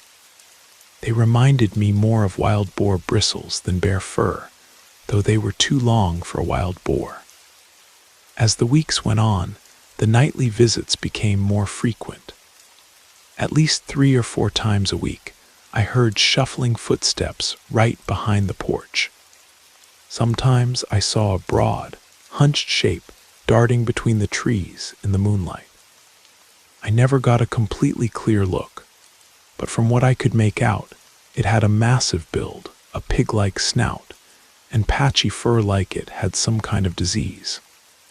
It gave me terrible goosebumps. I kept telling myself it was just a sick black bear, but deep down I didn't believe it. One night I heard a deep, wheezing grunt at the back door. It sounded frustrated, like something was trying to get into the house, but didn't understand the mechanism. I grabbed my baseball bat. I didn't have a gun then, and crept to the door. Then there was this moment. The creature outside, me inside, we just stood there. I could feel it through the thin wood of the door. I heard the quiet, snorting breath. My heart was beating so loud I was sure it would hear it. And then, like before, it moved on, leaving me drenched in sweat. Things escalated when it started scratching at the windows at night. I'd wake up to the sound of claws on glass. It seemed like it was deliberately testing spots, maybe looking for a way into the house. Once it left greasy prints on the glass, a fatty, foul-smelling film that I could barely scrub off. I started dreading sunset. I lit candles around the cabin, not so much for light as out of some desperate attempt. I hoped a little light would keep this thing away. When it wasn't prowling around, I was fighting my own grief over my wife, the stress of being broke and nearly homeless, the uncertainty of my future. The cabin sometimes felt like a prison, but I stayed because it was cheap and because I had no real alternative. My friend had said I could stay as long as I wanted, and my pride wouldn't let me beg relatives for a couch. So I held on, hoping the creature would lose interest. Then came the worst night, the night I believe nearly cost me my life. It was late March, already a bit warmer, and the forest smelled of wet leaves and fresh sap. I was standing outside on the porch, walking around with a coffee cup, trying to find a little peace when my neck hairs stood up again. My sixth sense told me I wasn't alone. And sure enough, I heard branches snapping to my left. I spun the flashlight around and caught a glimpse of the thing. Large, hunched, with sparse, patchy fur and that short pig-like snout. This time it was only about 20 feet away, half hidden behind a tree. When our eyes met, it let out a grunt, a continuous grunt that slowly turned into a high, shrill scream. And then it made a tremendous leap toward me. I panicked, dropped the flashlight, and ran from the porch, hoping I could circle around the house and get back to the door faster than it could reach me. My boots slipped in the mud. I heard it breathing, it was so close. I heard branches snapping, the snorting, the stomping. I weaved between thick pine trees. Pure adrenaline kept me moving. I heard heavy footsteps, if you can call them that, right behind me. I swear I could feel hot breath on my neck. I spun around a tree, nearly crashed into the trunk, and saw the light of my porch in the corner of my eye. I summoned my last bit of strength, slipped, and ran at the same time toward the door. Somehow I made it to the porch, tore the door open, and threw myself into the house. My shoulder crashed against the frame, but I didn't care. I kicked the door shut and threw the bolt. Then I collapsed on the floor, gasping for air. Outside I heard it howling a terrible sound, a deep moan that ended in a squealing, pig-like noise. It was so close I could hear the porch creaking under its weight. My whole body was shaking as I listened, my heart racing. It scraped and scratched at the door. I prayed it would hold. Then suddenly it was gone. Everything went quiet. Only the roar of blood in my ears remained. That was the last straw. I couldn't live in this cabin anymore. Within a week, I found a temp job in a nearby town, earned enough to fill up my truck, and drove away. I told my friend he could keep the last month's rent. I was done. Whether he believed my story about the creature, I don't know. He just shook his head and said he'd look into it. I thanked him over and over for letting me stay there, but I never went back to find out if he ever saw anything. Today my life is much kinder. I have a decent job that pays the bills, moved into a small apartment far from dense forests. I still have nightmares about that night sometimes. I think that's normal after trauma like that.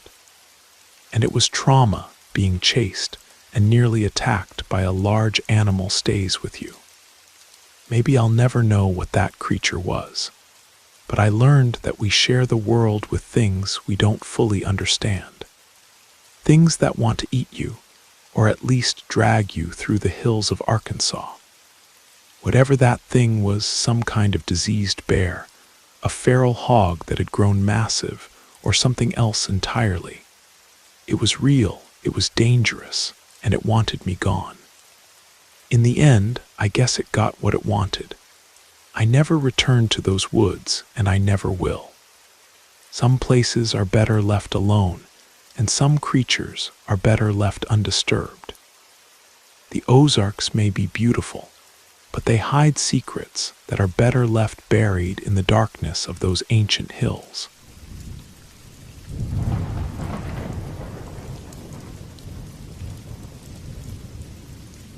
On a day in January 1965, my 7-year-old life changed forever. One of our adult half-brothers picked me up from school, not our mother with her red Mini Cooper as usual. You remember the things that were different. The curtains were half drawn. Our father had died the next day. The following day, my mother asked me if I wanted to go to school. I said no, and was amazed when she said that was okay. Every morning you forgot it briefly, and then you had to relive the realization again. My beloved Papa was really gone forever. 2 years later, I found myself in a girls' boarding school 100 miles from home. Mama had asked if I wanted to go there, and I said yes. But in truth, I had no idea what that meant. It was the Royal Masonic School. It had been founded about 100 years ago by Freemasons for the daughters of Freemasons who had fallen into distress. I qualified in the same way as most others. Apart from better academic support, a great advantage was that I realized I wasn't alone in losing a parent. Some had lost even more or lived in broken circumstances. I was fortunate that our mother talked to us about our father, mostly about the funny and loving things. She kept his memory alive for us and encouraged us to talk about him and think about him too. I didn't realize then how many people don't have that. Even today, death is a topic that people avoid, with euphemisms and platitudes. I'm now widowed myself and have found that many friends are wonderful, but some just don't know what to say or do, so they avoid you. The best thing you can do is just keep going and be there when the grieving person is ready. Make plans, do beautiful things, maybe just a walk in the country, anything. The main thing is to be there. Life goes on for those left behind. Time passed, and I went to high school in another county. It was huge, founded in 1780, but only built at its current location in the early 30s. Maybe you've seen it. Some interior scenes from the Indiana Jones movies were filmed there, though over a decade later. As in prep school, family visits were only allowed 3 times per term. Midterm was a big event. There were 2 other days marked as CAT, when you could leave the grounds for a day trip, strictly back by 8 p.m. at the latest, even if you were already 18. The school was very disciplined. It also provided everything, including all uniforms down to pajamas and underwear. Everything was thought out, and this blurred the differences between those who had much and those who had little. We were a mixed group, not selected based on academic performance, which is rather unusual for a private school. We had many advantages that many, including me at the time, didn't even notice. There was private music instruction, sports, swimming, and so on like the uniform without additional cost. The school fees were income dependent. Some paid, others didn't. Some girls had almost nothing, others everything. So it was a level playing field in a way. Shortly after I started high school, 4 of us decided to try an Ouija board game. We were giggling girls aged 10, 11, and 2 were 12. It was 1968. Mary was almost 13 and in my year. We had in common that our fathers had died when we were 7. The older 2 were Yvonne, somewhat older and more worldly, and Lucy, a big girl good at swimming whose parents were teachers. She had grown up in Singapore. We were good friends who got along well. We were creative children and tore pages from a notebook, laid them out in a circle, and marked the alphabet in order with a ballpoint pen. Yes and no went in the middle. There was room for the orange plastic toothbrush cup we wanted to use as a planchette. We sat cross-legged on the linoleum floor of the bathroom, the only lockable room except the toilets, huddled close together in a circle, giggling happily. We began with the obligatory incantation, "Get behind me, Satan," which the older and in our eyes smarter girls said to protect us from unknown evil forces. We continued giggling as we moved to the second point on the agenda. This too was set by the older girls. Each of us was to ask a question to test if the whole thing was real. My memory relates mainly to my own experience. I don't remember anymore what led me to my question, or its flowery formulation. I said how many children were conceived between my mother and my father. Mary, who knew as a friend, would have answered two, because my older half-brothers only shared the father with me and my brother. As I would have said, the older girls would probably have said four, simply because I had three brothers. The plastic cup spelled slowly and clearly THRE, clearly not right. We continued giggling as each asked her questions, knowing that one or more of us was pushing the cup. It was a fun game, but somehow we all remember that we promised never to do it again. And then the plastic cup started moving across yes and no along with the outer paper circle with the alphabet. It got faster and faster and faster. Nobody could have pushed it.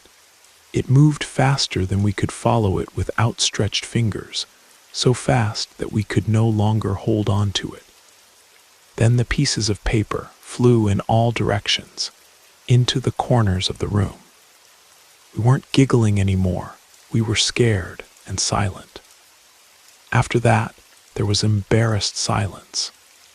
We didn't talk about the terrible event until many years later at a school reunion in 2000, as we had agreed in the dormitory during secret whispering after lights out. As children, you get over things quickly. We didn't think about it for long at the time. The longed for Christmas holidays finally came, time to go home. During these Christmas holidays, when I was 11 years old, my mother told me quite without warning that I wouldn't be called what I'm called if it had been up to her. She explained that my father's mother had died when he was still an infant. He had firmly resolved to name a daughter after her. The Scottish grandmother I knew was actually his stepmother. He had already had 3 sons, my 2 half-brothers and my brother, before he finally got the longed-for daughter, me. I already knew this part. The next part was new to me. I remember my mother's first sentence. You would have had no way of knowing this. She continued that between the birth of my brother and mine, in 5.5 years, there had been a miscarriage, advanced enough to know it would have been a girl. Later, alone in my room, I thought about the experience I had had with my 3 friends at school a few months earlier. And suddenly, I understood the meaning of the answer I had received from the Ouija board. There really had been a 3rd child between my mother and my father. I had proof from my mother, something I had never known before. Nobody had ever talked about it, but for some reason she had decided to tell me at exactly this moment. At 11 years old, I took it as a message from my father. Yvonne had later become a published psychologist and teacher, and was interested in my memory of that day, since it was clear to both of us how different memories can be. She doubted that we had had such a dramatic experience as I described. I told her what I remembered, and she was stunned. She said, "So it really happened." We all remembered very, very similarly. Yvonne's memory was that someone told her to stop fooling around with boys, pull up her socks, and focus more on school. That's exactly what she did. Like me, she too thought it was a direct message from her father. In school, we never talked about it, although we remained friends. I had come to the conclusion that something good had watched over us that day, because none of us had ever touched anything comparable again, and we never will. The weight of receiving that message about my lost sister through the Ouija board changed my entire understanding of life and death. It wasn't just that the board had provided information I couldn't have known. It was that my father had found a way to communicate something deeply personal and important to me. The timing of my mother's revelation felt like divine intervention. She had kept that secret for 11 years, never mentioning the daughter who might have been. But somehow, in the weeks following our Ouija board experience, she felt compelled to share it with me. The synchronicity was too perfect to be coincidence. The fact that Yvonne also received what felt like paternal guidance suggests that we had indeed made contact with something protective, something that knew us intimately and cared about our futures. Her father's advice about focusing on school and pulling up her socks was exactly what she needed to hear at that moment in her life. The violence with which the session ended, the way the cup spun out of control and the papers scattered, felt like a protective force intervening to prevent us from going too deep into something we weren't prepared for. It was as if our fathers were saying, "This is enough. You've received what you needed. Now stay away from this." The promise we made to never do it again wasn't born out of fear alone, but out of respect for what we had experienced. We had been given a gift, a moment of connection with the fathers we had lost, and we instinctively knew not to push our luck by trying to repeat it. Looking back now, decades later, I realized that boarding school was the perfect environment for such an experience. We were 4 girls, all dealing with loss, all searching for connection with something beyond our immediate world. The formal, structured environment of the school, with its long history and traditions, somehow provided the right conditions for the supernatural to break through. The fact that we all remembered the event so similarly, despite the decades that had passed, confirms that what we experienced was real. Memory can be unreliable, but shared memory, especially of something so dramatic and meaningful, carries a different weight. That night in the school bathroom, giggling over our makeshift Ouija board, we weren't just playing a game. We were 4 young girls reaching across the veil between life and death, and for one brief, terrifying, beautiful moment, our fathers reached back. They gave us what we needed to hear, and then they made sure we would never be tempted to try again. The orange plastic toothbrush cup that spelled out 3 didn't just give me information about my lost sister. It gave me the profound realization that love transcends death, that the bonds between parent and child are stronger than the grave, and that sometimes, when we need it most, those we've lost find a way to remind us that we're never truly alone.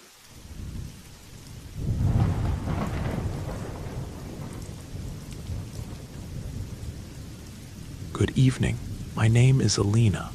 I'm writing because sometimes silence weighs more than screams. 2 weeks ago, I buried my son David. Buried is a way of speaking. There wasn't a real wake, no coffin.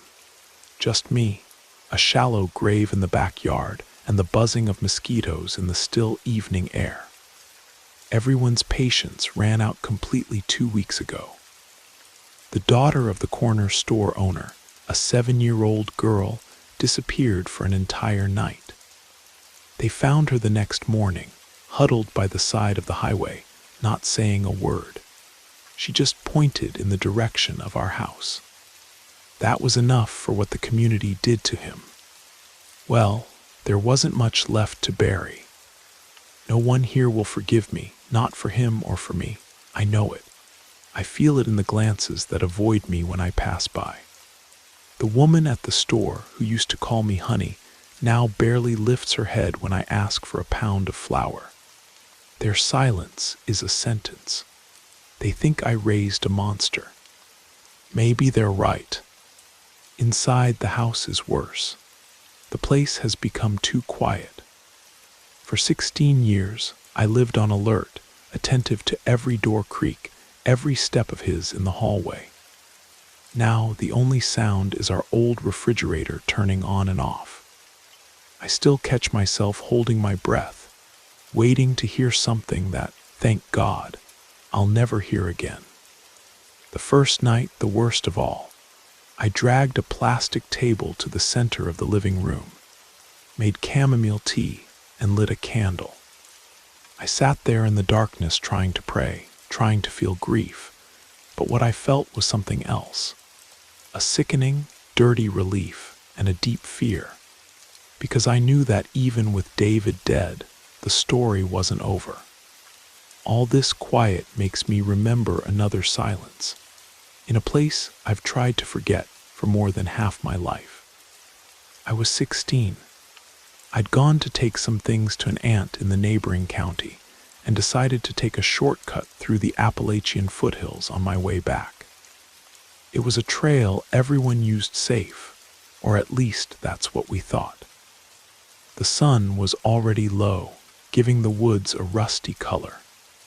The air began to feel heavy, freezing, and a smell rose from the earth. It wasn't the smell of wet grass, it was something else. An animal smell mixed with rot, something old that had been buried for a long time. The forest animals went quiet. Suddenly, you couldn't hear even a cricket. That's when I heard the branches breaking. It wasn't the step of a person or a deer, it was too heavy, dragging. I stopped with my heart beating in my throat, trying to see something among the trees. And then I felt it. I didn't see it, I felt it. A presence that made my skin crawl from head to toe. I didn't have time to run. That thing knocked me down. The weight on me was absurd, as if a boulder had fallen on my chest. I couldn't breathe, couldn't scream. The smell got stronger, and I heard a low sound, a vibration that seemed to come from inside my own head. It wasn't a voice, it was worse. It was a sound of satisfaction. Then only darkness. I woke up hours later, thrown on the cold earth, with my clothes torn and my body aching. 9 months later, David was born, and from his first cry, I knew. Whatever had found me in those woods had left a seed inside me. Raising David was like raising an animal that only looks like a person. At first, I denied it. I tried to convince myself it was my problem, that the trauma had made me distrustful. But the truth always finds a way out, even if it's little by little, in the details. The first time I was really afraid of him, he must have been about 5, maybe 6 years old. I found him crouched by the creek that runs at the back of our property. There was a litter of kittens there that a stray cat had given birth to. He was taking them one by one with frightening delicacy and pushing their heads under the muddy water. He wasn't smiling, wasn't making noise, just watching with wide eyes, waiting for the little animals to stop writhing. When I yelled at him, he turned to me without being startled, as if I'd only interrupted some ordinary game. "They don't know how to swim, Mom," he said in his little voice. "I'm teaching them." I grabbed him by the arm and dragged him to the house. I punished him. I tried to explain what life and death were, but the words seemed to bounce off him. His eyes were empty. There was nothing there. There was a complete absence of anything. It was a bottomless pit. Over time, it got worse. The other kids avoided him. He didn't fight, didn't insult. He was more subtle. Once, a neighbor told me he saw David unleash a kid's dog who always bothered him, right when a truck was passing on the road. The animal almost died. David just watched everything from afar, leaning against the fence. When the dog's owner came to yell at him, my son just stared at him in silence until the bigger kid felt uncomfortable and left. That calm of his was a weapon. It disarmed people. I lived with a knot in my stomach. I cleaned the house, cooked, washed his clothes, and with each task I wondered what he was thinking, what he was planning. Our house became an island. No one visited us anymore. The moment I gave up was when he was about 15. I was in the kitchen cutting vegetables, and the knife slipped. It made a deep cut on my forearm. Blood started running down my arm and dripping on the floor. It was sharp pain, and I screamed from the shock. David came from his room, stopped in the kitchen doorway, and just stood there looking at me. He didn't ask if I was okay, didn't run to help. He just tilted his head slightly, curious, watching the blood drip from my hand to the floor. In that look, I didn't see a son. I saw a predator studying its prey. That day, I understood I wasn't raising my son. I was just postponing a disaster. It was on the third night after everything happened. I was sitting in the same plastic chair in the living room. The candle was almost gone. The flame flickered weakly. The heat that night was dense, almost liquid. For the first time in years, exhaustion overcame vigilance, and I left the front door just closed, not locked, with the foolish hope that some air would come through. I didn't hear footsteps in the yard or the sound of the gate. I just felt a change in the air, a cold that didn't come from the night. I looked up, and they were there, standing in the doorway. There were 5 of them, tall, thin, their silhouettes outlined against the darkness. I sat motionless, breath stuck in my throat. They didn't look like people from around here. They entered one by one without asking permission. They moved with a calm I knew too well. They stopped in a semicircle in my small living room, and the smell emanating from them made me shrink back in my chair. It was that same smell from the woods, of earth and old things, the smell I'd felt 16 years ago.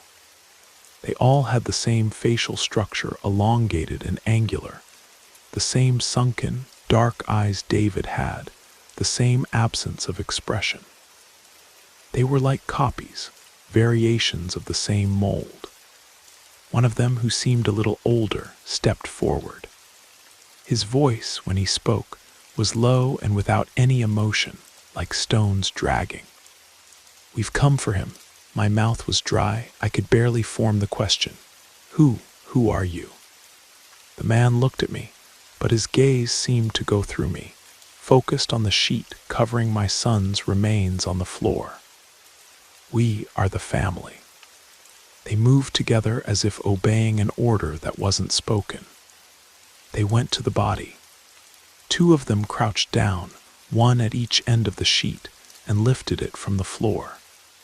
They did it effortlessly, as if what was there weighed no more than a dry branch. I sat watching, paralyzed in my chair, a stranger in my own house, while those men prepared to take away what little remained of my son. The moment they crossed the door, taking my son's body as if it were nothing, something inside me broke. The stupor shattered, replaced by a cold, sharp urgency. I didn't scream, didn't cry. I just got up from the chair with aching muscles and went after them. I kept a safe distance, using the shadows of the few streetlights and house fences as hiding places. They didn't look back once. They walked in single file at a constant pace, their feet raising fine dust from the dirt road. The whole neighborhood was plunged in darkness. No lit windows, no curtains moving. It seemed like only we existed in that night, me, them, and the burden they carried. My heart was beating hard, out of control. Where were they taking my son? The question echoed in my head with each step, and then they left the last street and took the path that went up to the mountains. I felt a chill, a cold that had nothing to do with the night. It was the same path, the same place. Part of me screamed to go back, to run to the empty safety of my house and lock myself there forever. But the other part, the part that had been David's mother for 16 years, needed to reach the end. I needed to understand what kind of thing I had given birth to.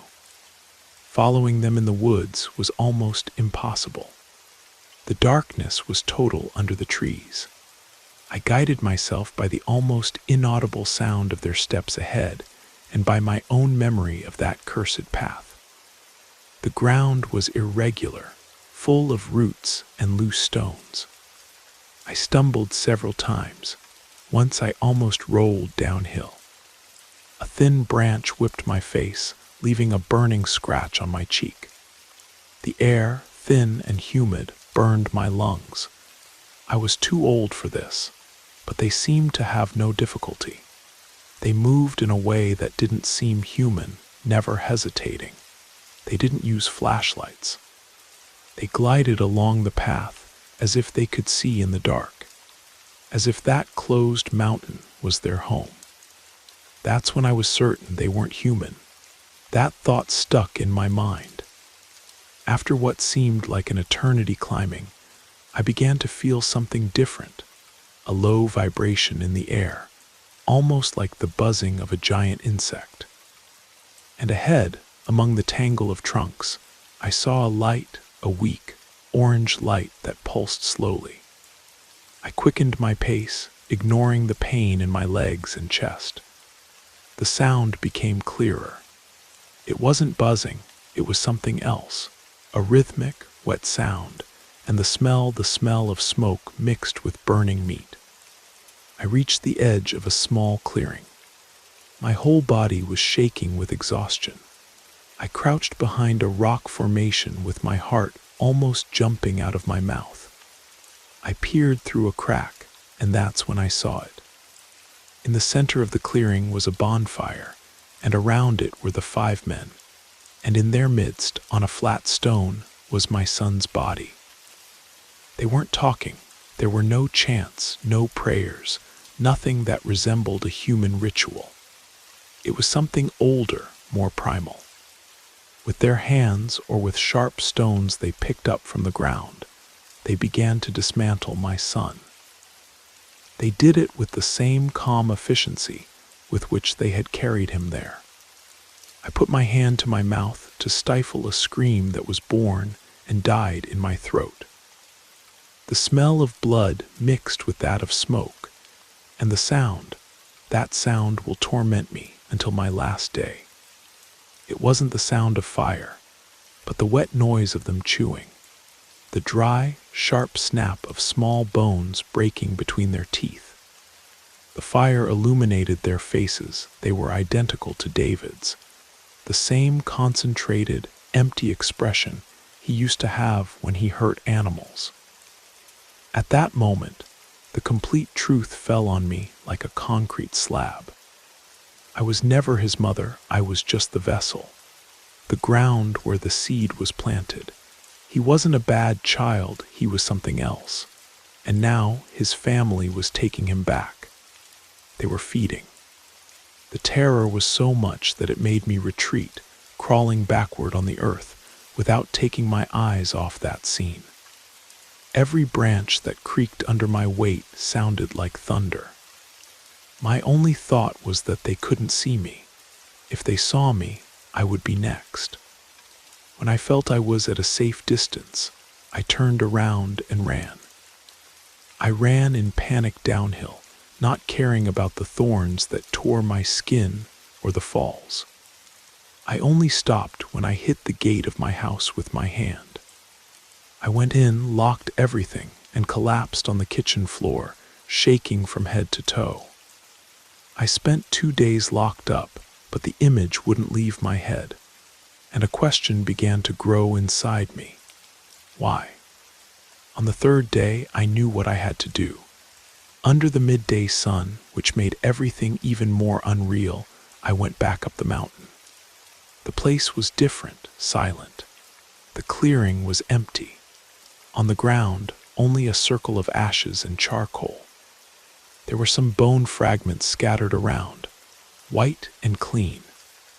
And on top of the flat stone where they had placed him, there was something.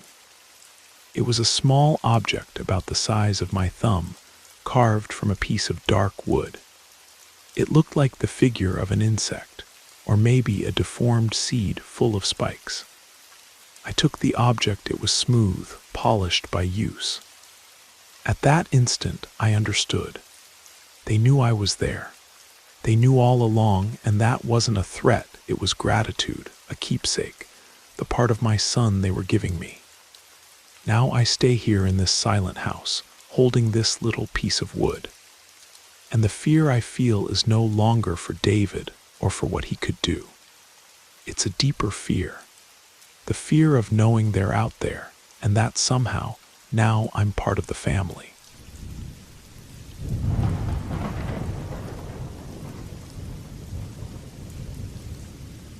This is my report about the worst months of my life, which culminated in the most terrifying experience I have ever had. It was during my 8th grade year. I was a very shy girl, but I had a small circle of friends.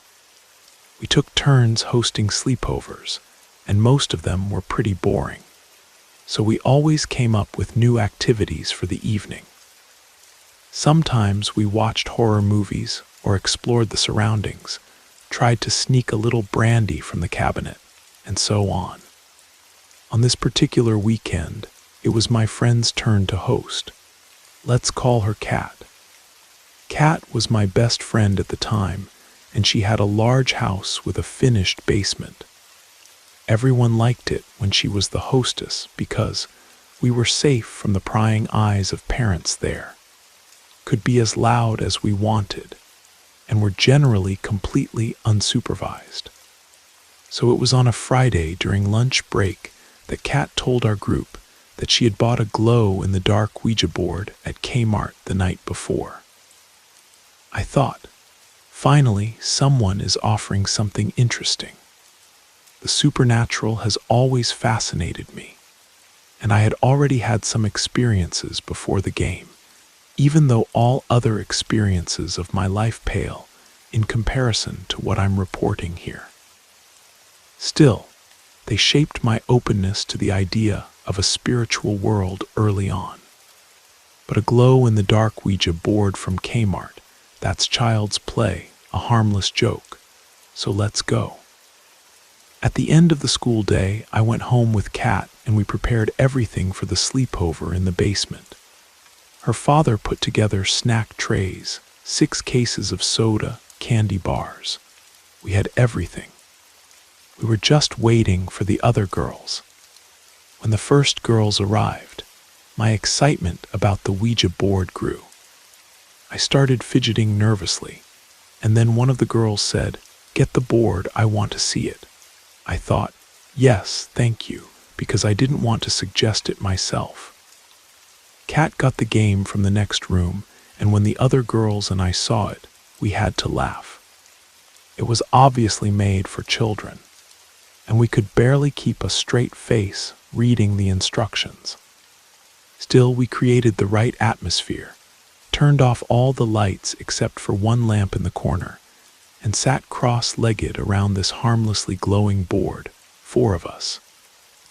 At first, we were silly, asked random questions, and got answers that we knew came from one of us. I soon got tired of the silly chatter and tried to create a more serious atmosphere by asking my friends not to move the planchette. It took a moment, but we gathered all the maturity we could muster at that age and began asking targeted questions. "Is there someone who wants to communicate with us?" one of the girls asked. The planchette moved to yes. "What's your name?" I asked. The planchette moved and spelled out B.O.B. One of my friends had had enough and wanted to put the board away. We guided the planchette to goodbye and put it away. That was my first experience with the board. We continued with our usual evening program. Nothing strange or unusual happened to us, but I felt drawn to this board and wanted to play with it again. A week later, I got the chance. Kat invited me to hang out in her basement, watch movies, and maybe play with the board. We went to her place, got snacks, and went downstairs. It didn't take long before she had brought out the Kmart board and we sat down to play. I was just waiting for my boyfriend to call her so we could talk. This was nothing unusual in the 90s since no one had a cell phone. We asked playful questions, tried to keep it light. I asked, "When will my boyfriend call?" The answer, "SEVNMINUTES." We both looked at the digital clock in the corner of the room, noted the time, and waited those 7 long minutes. The phone rang exactly 7 minutes later. Kat and I completely flipped out, got up, and screamed at each other. A total freak out. We answered after a few rings, and who was on the line? My boyfriend. I couldn't talk to him at that moment. I was completely blown away on a scale of 1 to 10 at level 10. I told him I'd call him back when I got home. That was the last time I touched that board, but not the end of my problems.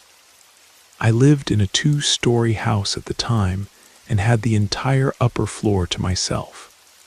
That might sound great at first, a whole floor to yourself, but not if you're me. Even before the experience with the board, I had repeatedly heard footsteps coming up the stairs to my room. But all these experiences were nothing compared to what happened a few nights after the last contact with the spirit board. The first night after the 7-minute experience, I couldn't shake the feeling of doom as I brushed my teeth and climbed the stairs to go to bed alone in my room. Damn it, it took a while before I slowly drifted off to sleep. I looked around my room.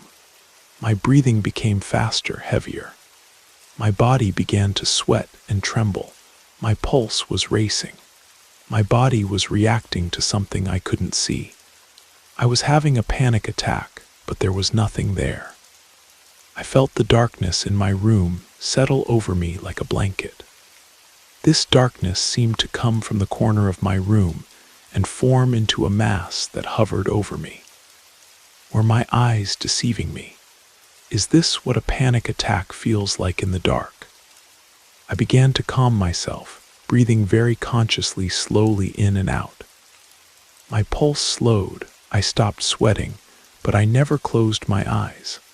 I had to see what was coming. No matter how terrifying it was, this mass had enveloped my field of vision.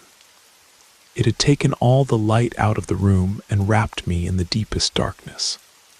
I lay there, wide awake, blinking repeatedly, hoping it was just a trick of my eyes. I stared into the darkness for hours, until I eventually fell asleep. Night after night, it went on like this, for weeks. Sometimes I woke up because I heard whispered conversations above my head.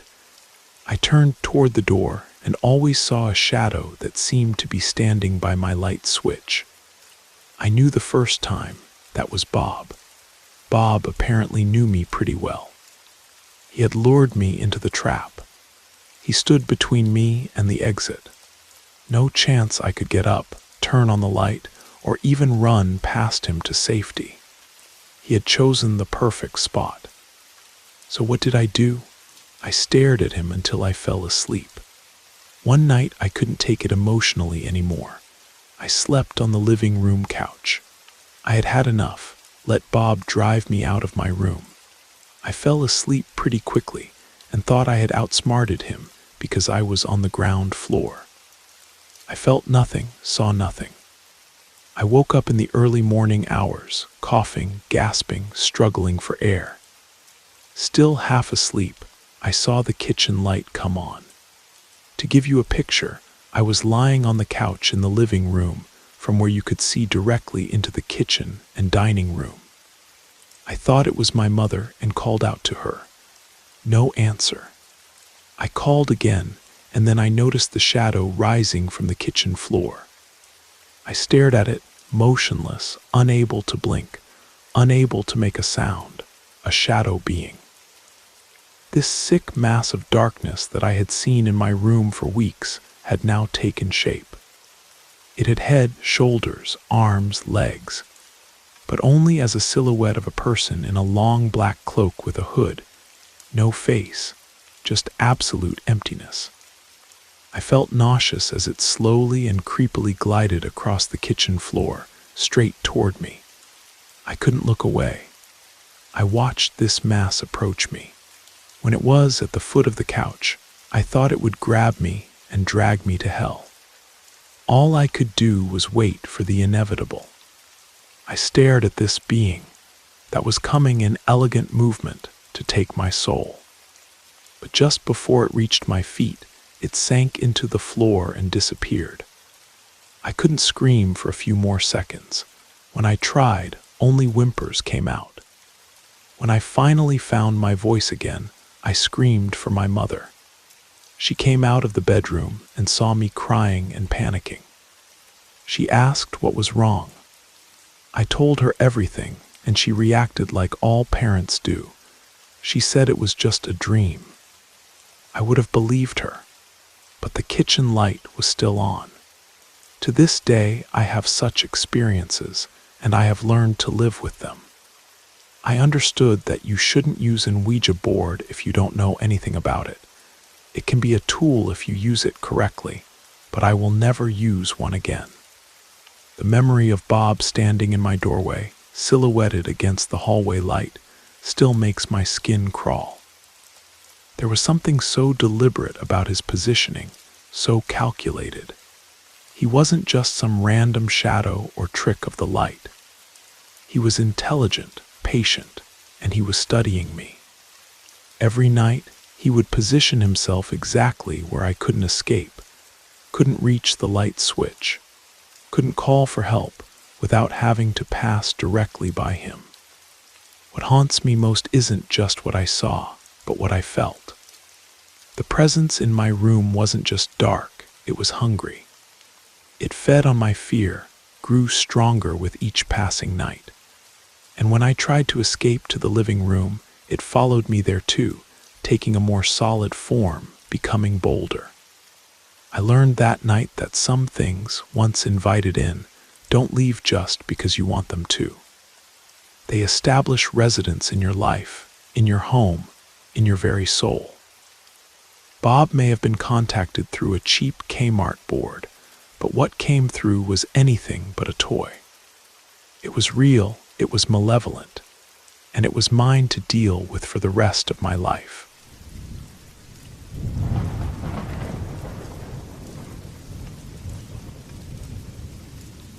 My name is Jorge Rivers, and I've always been curious by nature, though sometimes I regret it. What I'm about to tell you happened a few years ago when I still lived in Detroit. Back then, I was fascinated with exploring abandoned places. It was a hobby I shared with my cousin Victor and a mutual friend, Hugo. We could go out on weekends searching for factories, old houses, or any site that promised adventure. One Saturday afternoon, Hugo arrived with a proposal. He had heard about an abandoned technical school in downtown Detroit, a huge building that had been closed decades ago. Apparently, authorities had shut it down because deterioration made it dangerous. But more sinister stories also circulated. Student disappearances, strange accidents, even something about a series of symbols painted on its walls before it closed. We weren't interested in legends, we wanted to explore, take photos, and if we were lucky, find some memento from that era. That afternoon, Victor, Hugo, and I got into my old Chevy and headed to the place. It was on a side street behind a busy avenue. From the outside, the school looked like a forgotten relic. Its walls were covered with graffiti, and most windows were broken, revealing the darkness inside. There was a rusted fence surrounding the building, but it wasn't hard to find a hole to get through. Upon crossing to the other side, I felt a change in the atmosphere. The traffic noise faded as if the place absorbed sound. I didn't mention it because I didn't want to seem paranoid, but I noticed Victor also fell silent, unusual for him. The main entrance was blocked by debris, so we looked for a side access. We found a metal door hanging from one hinge and pushed it carefully. Upon entering, a smell of humidity and dust enveloped us. We were in what appeared to be the main hallway. The floor was white tile, though most was covered with dirt and dry leaves that wind had dragged in. The first place we explored was a classroom. The desks were piled in a corner as if someone had dragged them there in the past. The walls were covered with graffiti, and here we saw the first strange messages. Among the spray paint drawings and signatures, someone had painted in large letters, "Don't go to the basement." "Basement?" Victor asked, intrigued. Hugo took out his flashlight and illuminated toward the classroom corner. There was a trapdoor in the floor, partially covered by a desk. The wooden frame was splintered, as if someone had forced it open. "Maybe it's just a prank to scare curious people like us," I said, trying to sound calm. Despite my comment, none of us moved toward the trapdoor. We continued exploring the other classrooms, but the messages didn't take long to appear again. In a hallway, someone had written, "Don't listen to the voices." In another, a drawing of a faceless figure accompanied by the words, "If you see him, don't follow." At first, we took it as the work of some graffiti artist wanting to scare, but the messages seemed to be in every corner. Some were painted with spray paint, but others seemed written by hand, as if they had been carved hastily. "This is starting to feel weird," Hugo murmured, pointing his flashlight at a blackboard where someone had drawn what appeared to be a face with bulging eyes and a twisted smile. We walked until we reached the science laboratory. The shelves were full of broken jars and rusted tools. What caught our attention was an open notebook on one of the tables. The pages were yellow and stained, but the words were still legible. It said something about a group of students who had found something in the basement. The rest of the text was blurred as if water had run it, but there was one phrase at the end we could read. "We shouldn't have opened the door." That was enough for Hugo to say it was time to leave. However, Victor was determined to go down to the basement. He had always been the most reckless of the group. "Come on, don't you want to know what's there?" he said, turning on his flashlight. I tried to convince him it was better not to risk it, but his mind was made up. We followed him back to the first classroom where the trapdoor was. When Victor opened it completely, a strong metallic smell came from the hole. "What the hell is that?" I asked, covering my nose. "Maybe some dead animal," Hugo said, though his tone didn't sound convinced. Victor went down first, followed by Hugo. I was the last, reluctantly. The staircase was metal and creaked with each step. Upon reaching the bottom, we discovered the basement wasn't as small as we thought. The walls were made of bare cement, and the floor was covered with puddles. The most disturbing thing was that the graffiti continued even down there. There were painted arrows that seemed to point toward a tunnel at the end of the basement. Next to one of the arrows, someone had written, "If you got here, pray." "This isn't fun anymore," Hugo said, but Victor kept advancing. The tunnel was narrow, and the flashlight barely illuminated a few meters ahead. Suddenly, I heard something behind us, a subtle noise, like footsteps splashing in water. "Did you hear that?" I asked, stopping dead. "Yes," Hugo said, looking nervously back. Victor turned his flashlight, but there was nothing. "Probably just a leak," he responded, though his tone was beginning to lose confidence. We continued until the tunnel ended in a small room.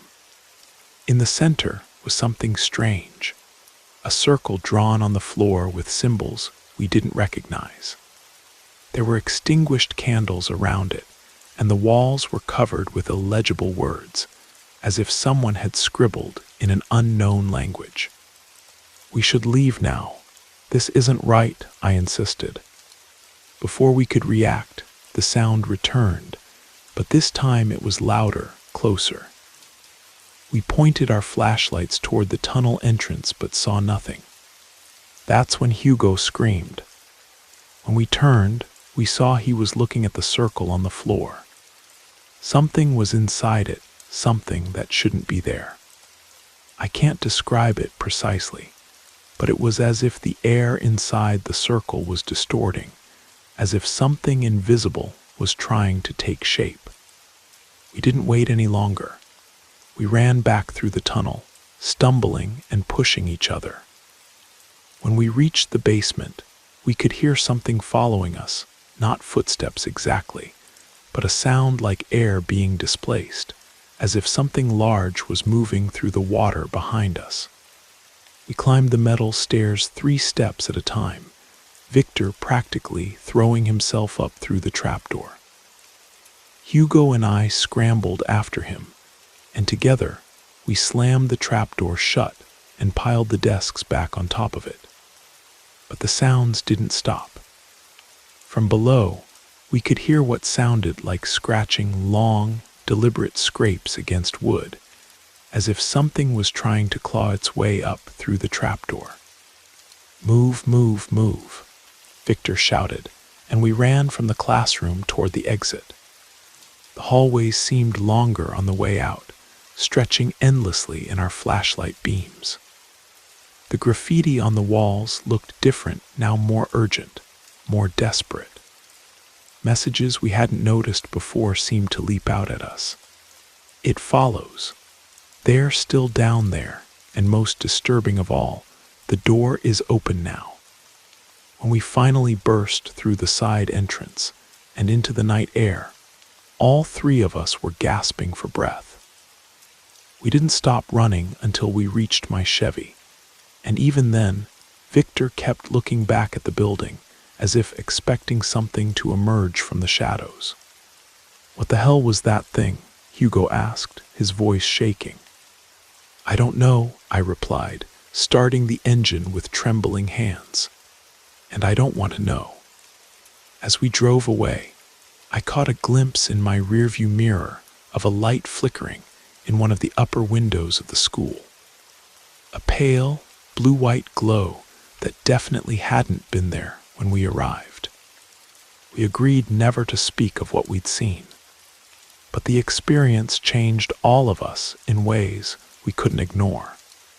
Hugo became obsessed with researching the school's history. 2 weeks later, he called me with what he'd found. The Detroit Technical Institute had been closed in 1987 after a series of incidents that school administrators had tried to cover up.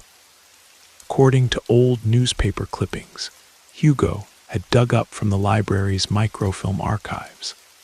Several students had gone missing over the course of the institute's final year. The official story was that they had dropped out or transferred to other schools, but Hugo found something else. Missing persons reports filed by parents who claimed their children had simply vanished from the school grounds. The reports mentioned that these students had all been part of an unofficial exploration club that met after hours to investigate the older parts of the building. The most disturbing detail Hugo uncovered was a police report from the night before the school's final closure. Officers had responded to calls about strange noises and lights coming from the basement level. When they investigated, they found evidence of what they described as occult activity, the same kind of circle and symbols we had seen. But here's what made my blood run cold. The report mentioned that the basement access had been permanently sealed with concrete, the day after the police investigation. If that was true, then what we had found down there shouldn't have existed. The trapdoor, the metal stairs, the tunnels, none of it should have been accessible. Victor didn't take the news well. He became convinced that what we had encountered wasn't just some prank or coincidence, but something that had been waiting down there for decades. He started talking about going back, about finding answers, about finishing what those students started. I tried to talk him out of it, but Victor had always been stubborn. 3 months after our first visit, he went back to the Technical Institute alone. He never came home. The police found his car parked outside the building, doors unlocked, keys still in the ignition. There was no sign of forced entry into the school, no evidence of struggle, nothing to indicate what had happened to him. The case was classified as a missing person investigation. But after 6 months with no leads, it went cold. Hugo and I drifted apart after that. The guilt of not stopping Victor, combined with our shared fear of what we'd experienced, made it impossible to maintain our friendship. We'd see each other occasionally around Detroit, but we never talked about the Institute or Victor's disappearance. A year later, I moved to Phoenix. I told myself it was for work opportunities, but really, I just needed to get away from Detroit and all the memories it held. I've tried to put the whole experience behind me, but sometimes I still have nightmares about that basement room. In my dreams, I'm back in that circle, but this time I'm alone. The air around me is thick and wrong, and I can feel something watching me from just outside the light of my flashlight. And sometimes, in those dreams, I hear Victor's voice calling to me from somewhere in the darkness, telling me not to leave him down there.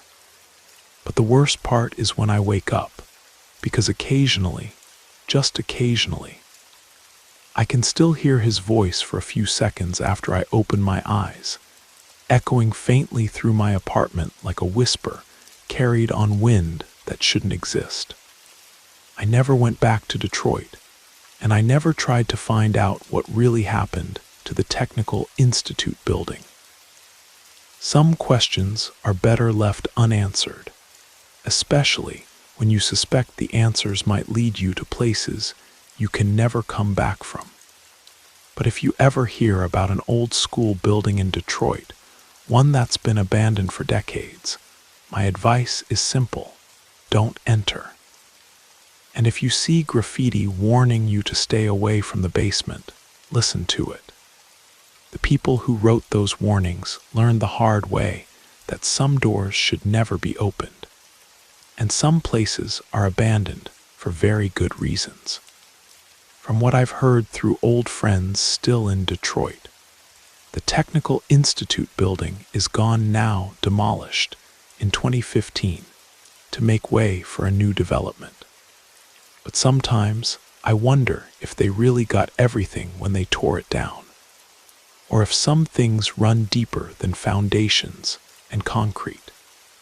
I wonder if Victor is still down there, in whatever space exists between what was and what should never be. And I wonder if someday, in whatever building they construct on that site, someone else will find a trapdoor that shouldn't exist, leading to a basement that was supposed to be sealed forever. If that happens, I hope they're smarter than we were. I hope they listen to the warnings and walk away, because some doors, once opened, can never really be closed again.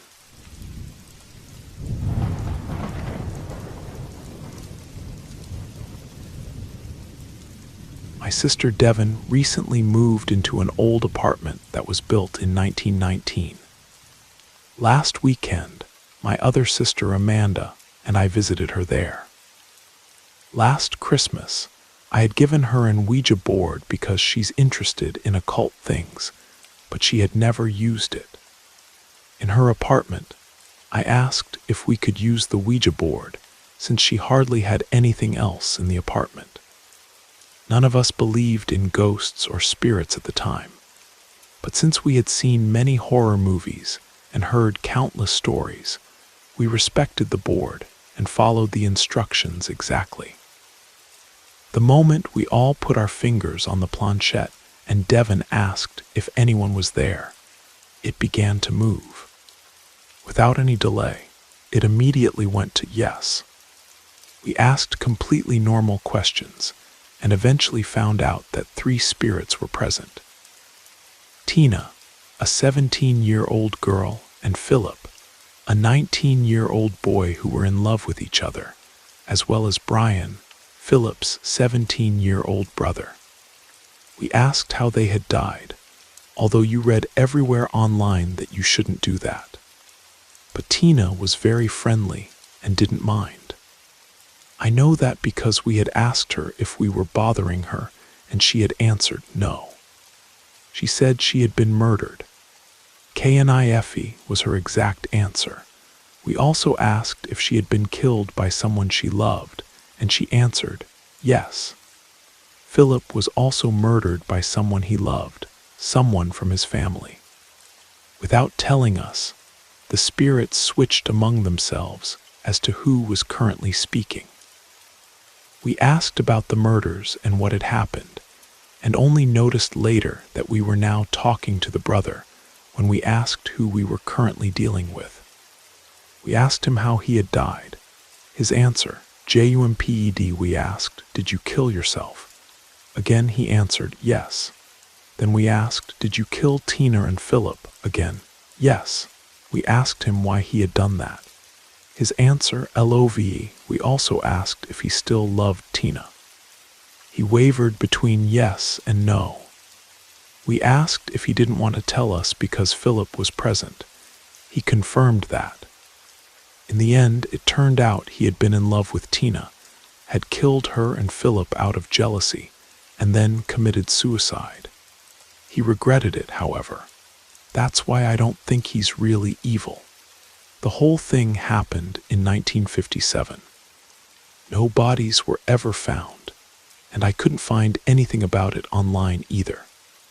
That didn't surprise me because Tina had said that the perpetrator was never caught and their bodies were never found. When we asked where they were killed, the planchette pointed to the church next to my sister's house. But it could also have meant the mountains behind it. They're right behind it. And it would make sense if Brian had jumped from a cliff there, and the bodies were never recovered. After that, we asked to speak to Tina again and chatted with her for a while. We asked if we could talk to her again later, and she said yes, so we apparently found a ghost friend. We asked if we could say goodbye now. First, she went to yes. Then the planchette began to move in rapid circles. So we all said goodbye at the same time. The movement immediately stopped, and the board was quiet. We took our fingers down. Honestly, the whole experience was positive for me. I felt a slight presence for a few more days afterward, but I think I'm okay. None of us is currently experiencing anything paranormal, although I hear knocking on my door, my window, or scratching on the walls every night. 2 days ago, I saw a man in my yard walking toward my window. I panicked, closed the window, and drew the curtains, and then I heard knocking on the window. The only thing that has really sent a chill down my spine since then was this. I was driving with my other sister. She's significantly younger, and I was telling her exactly this story. Just as I had finished the part about Brian, I noticed the license plate of the car in front of us. It had the first letters of Brian's name, and it was a European license plate. The letters and numbers on it are therefore purely random. Next week, I'm moving into an apartment that was built in 1945, and I'm definitely going to get my own board to use there. In short, my sister has 5 roommates, but only 2 of them are still alive. What struck me most about this encounter was how naturally the conversation flowed. It didn't feel like we were talking to something supernatural or frightening. Tina, Philip, and Brian felt like real people with real emotions, real regrets, real unfinished business. The way they took turns speaking without announcing the switch felt organic, like any group conversation where people naturally pass the conversational baton. The tragedy of their story unfolded like a classic tale of love, jealousy, and revenge. Brian's love for Tina twisted into something dark and possessive. When he couldn't have her, he made sure no one could. But the weight of his actions drove him to that cliff, wherever it was in those mountains behind the church. What bothers me isn't that they might be evil or threatening. It's that they're stuck, trapped in 1957, reliving the worst moments of their lives over and over. Tina's friendliness, Philip's protective presence, even Brian's remorse, they all felt genuine. These aren't demons or malevolent spirits. They're just people who died too young, too violently, too suddenly. The license plate incident with Brian's initials could have been coincidence. But the timing, the exact moment I finished talking about him, felt like more than chance. It felt like acknowledgement, like he was listening, like he wanted us to know he was still there. Whether that's comforting or terrifying depends on how you look at it. The fact that no bodies were ever found, that no one was ever arrested, that their story disappeared from history, makes me wonder how many other tragedies are hidden in old buildings, waiting for someone with an Ouija board to give them voice again. My sister's apartment might be home to the living, but it's also a memorial to the dead.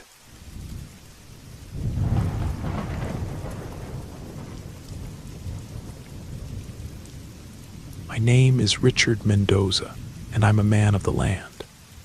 I live alone on a remote ranch in a small rural community on the outskirts of Amarillo, Texas. My days pass between sun, dust, and working the earth. I rarely see people, and I actually love that solitude. I've always been a man of few words, and nature has taught me to keep my thoughts within myself. That, however, changed one September afternoon that I still can't forget. It was a day like any other. I woke before dawn, prepared my coffee, and headed to the field to work on the crops. The weather was dry with the sun barely rising on the horizon. As always, my routine consisted of fixing fences, checking the condition of the cattle, and tending to some garden chores. It wasn't a particularly special day, though the heat was somewhat stronger than usual. Having finished my workday around 8 in the evening, I headed to my house for dinner. The day had been long, and my bones were already asking for rest.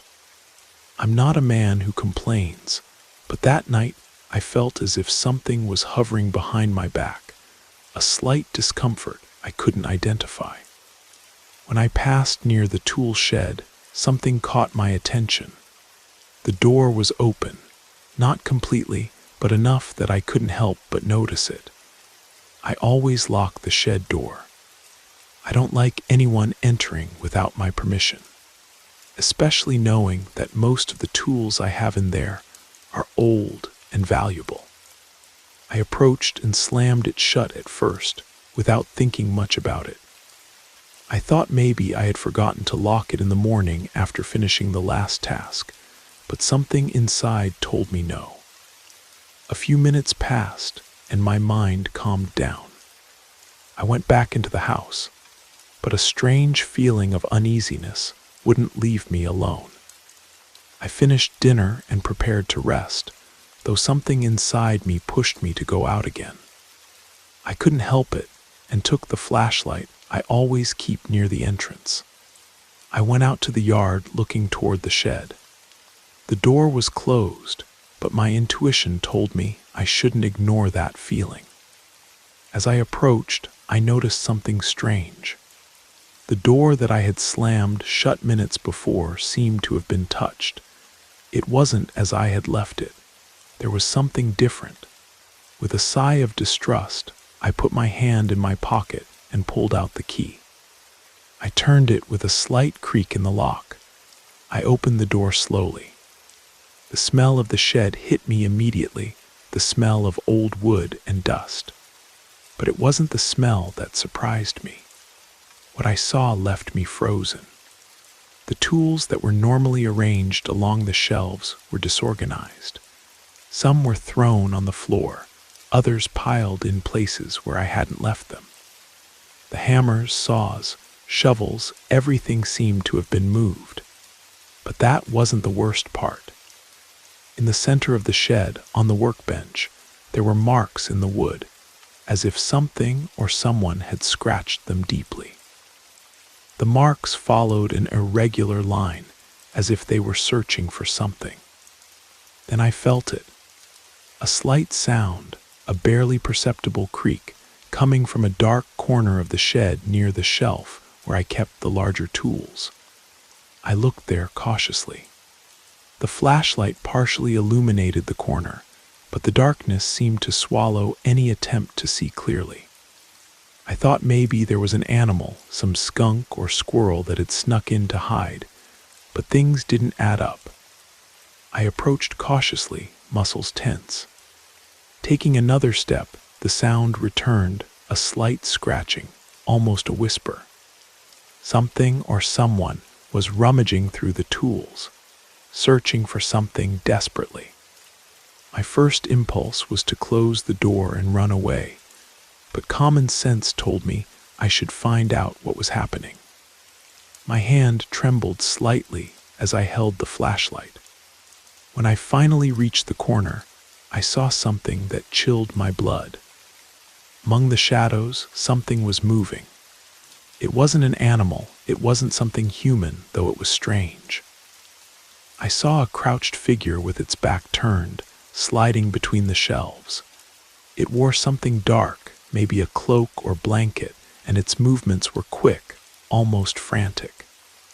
Something seemed to be searching, taking tools from one side to another without having a clear purpose. My feet stayed glued to the ground, unable to move. The air became heavy. I approached more stealthily, hoping not to make noise. What I saw left me speechless. The being appeared human in its entirety. Its figure was strange, with elongated limbs and uncoordinated movements. It stopped for a second, as if it had heard a noise. My heart beat hard and sweat began to slide down my forehead. But I didn't dare move. I didn't dare make the slightest noise. Suddenly, as if something had alerted it, the figure turned quickly toward me. Its eyes, two bright points in the darkness, struck me with terrifying intensity. I couldn't clearly see its face, but the sensation of being watched by something beyond reason left me paralyzed. The being raised a hand pointing toward the shelf where I kept the oldest tools, and then, as if it were a reflex, it plunged back into the gloom. I couldn't take it anymore. My mind exploded in panic, and without thinking I ran toward the door, closed it with all my strength, and leaned against it, breathing heavily. I didn't know what that was or what it was looking for in my shed. For long minutes I remained there with trembling hands and my heart racing. The only thing I knew was that something wasn't right, something dark and strange was moving near me, and I had no idea what I could do. From that night on, I never again trusted the stillness of darkness. The tools that once seemed like simple, everyday objects were now witnesses to something I couldn't understand. And although I don't know what I saw in that shed, I can't stop wondering if that thing is still searching for something among the shadows, waiting to find what it came looking for in that forgotten corner of my ranch.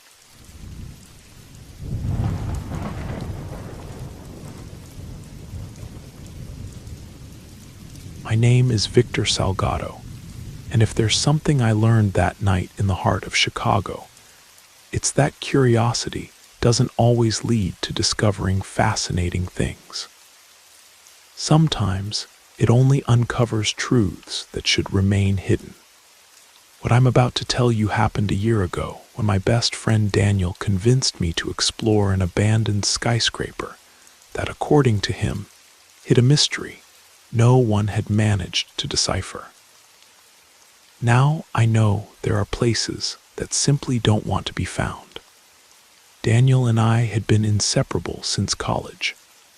We were both architects, though our lives had taken different paths. He worked at a renowned firm, and I had settled for a freelance job that gave me time for other things, like my nocturnal walks through the city. Daniel used to mock my routine, but that night he came to my apartment with a different proposal. "Have you heard of Tower Insignia?" he asked, referring to a skyscraper under construction in downtown Chicago, abandoned years ago due to a legal dispute between the real estate company and the city government. "Of course I have. Who hasn't?" "No one's supposed to enter there," I replied, raising an eyebrow. Daniel smiled. "That's where you're wrong. No one should enter, but people do. There are stories, Victor. Lights on the upper floors, sounds of machinery that shouldn't be working. Some say it's a clandestine laboratory. Others, something more sinister." I knew he was manipulating me, using my love for abandoned buildings and my eagerness to document forgotten places on my blog. After a bit more insistence, I accepted. It would be a nocturnal exploration, just the two of us. It was 2 a.m. when we arrived. Tower Insignia rose like a dark giant on the horizon, its 60 floors disappearing into the light fog that covered the city. The rusted barriers and no trespassing signs were decorated with graffiti that seemed more like warnings than simple signatures. "It's now or never, buddy," Daniel said, pushing through a hole in the wire mesh that someone had already cut before. We passed carefully, and upon crossing I was hit by a peculiar smell, a mixture of damp concrete and something metallic I couldn't identify. I looked around, and although the place was silent, I felt we weren't alone. The lobby was a skeleton of what once must have been an elegant space. The marble columns were covered with dust, and a couple of broken escalators extended into the darkness. We took out our flashlights and advanced toward the elevators, where we discovered someone had forced the doors and left ropes hanging. "Are we seriously going up through there?" I asked with a knot in my stomach. Daniel nodded excitedly. "It's the only way to reach the upper floors. Normal accesses are blocked." The climb was exhausting. We climbed the first 10 floors via a service staircase that seemed to wobble with each step. The building was a labyrinth of bare walls and exposed metal beams. Sometimes we heard echoes coming from somewhere above, but we told ourselves it was the wind or maybe animals that had snuck in. We reached the 20th floor when I noticed something was wrong. There were footprints in the dust on the floor, fresh ones, as if someone had passed through recently. Daniel saw them too, but shrugged. Maybe other explorers like us were not the only curious ones, you know. We advanced a bit more and found something even stranger. A portable generator still running, with cables extending toward the upper floors. That wasn't equipment from someone who simply wanted to take photos. "What the hell is this?" I asked, looking at Daniel. He shook his head but didn't seem scared. On the contrary, his curiosity increased. We kept climbing, and when we reached the 30th floor, the noises began. At first, I thought they were footsteps, but then they turned into a constant humming, as if something was vibrating in the distance. Each floor we ascended seemed stranger than the last. Cables hanging from the ceiling, wooden boxes with illegible labels, and even dark stains on the walls that could have been rust or something else. When we reached the 40th floor, we stopped. The footprints we had seen before stopped in front of a metal door that seemed completely new compared to the rest of the building. It was closed with an enormous padlock, but someone had left tools next to it, as if they were working to open it. "This doesn't feel right anymore, Daniel," I said. But he ignored my words and began inspecting the tools. "Just a peek, Victor. This could be something big." I didn't want to continue, but I also couldn't leave him alone. Finally, with joint effort, we managed to open the door.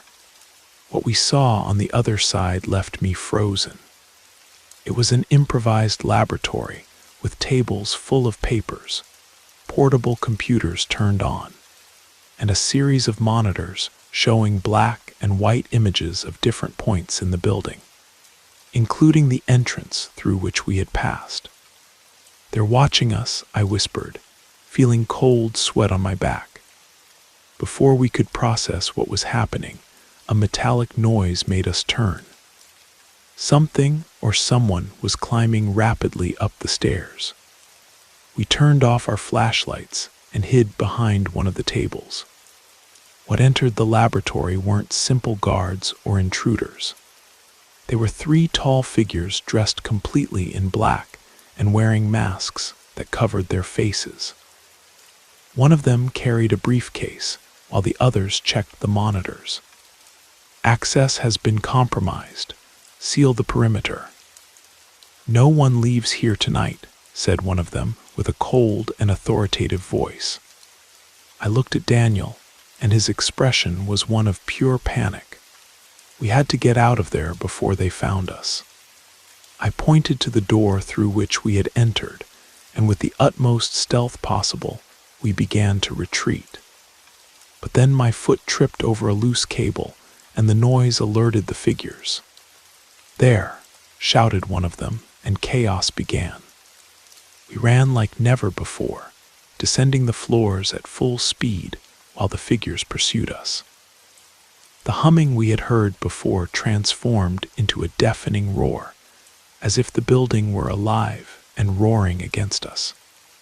Red lights began flashing in the hallways, and the echo of our footsteps mixed with the shouts of our pursuers. When we reached the 20th floor, Daniel stumbled and fell. I wanted to stop to help him, but he screamed, "Keep going. Don't let them catch you." It was the last time I saw him. I kept running, and when I finally reached the lobby, I encountered 2 more men who tried to block my exit. In an act of desperation, I grabbed a metal bar from the floor and faced them, managing to force my way to the street. When I turned back, the building was completely dark, as if nothing had ever happened. I called the police, but they found nothing and no one inside. There was no trace of Daniel. Since that night, I've tried to forget what I saw in Tower Insignia, but there are nights when I wake up sweating, convinced that someone is watching me. Maybe we should never have entered. The weeks following Daniel's disappearance were a nightmare.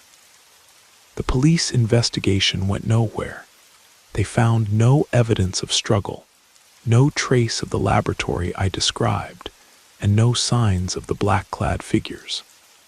According to their report, the building showed no recent signs of entry, and the dust patterns on the upper floors appeared undisturbed. But I knew what I had seen.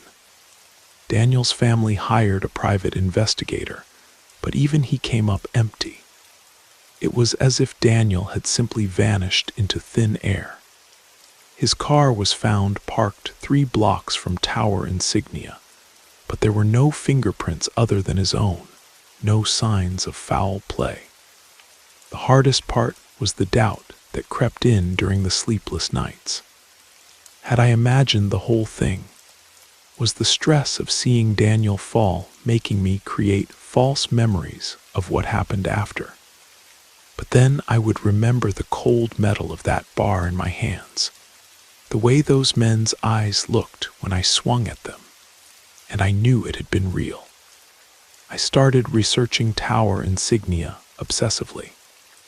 What I found only deepened the mystery.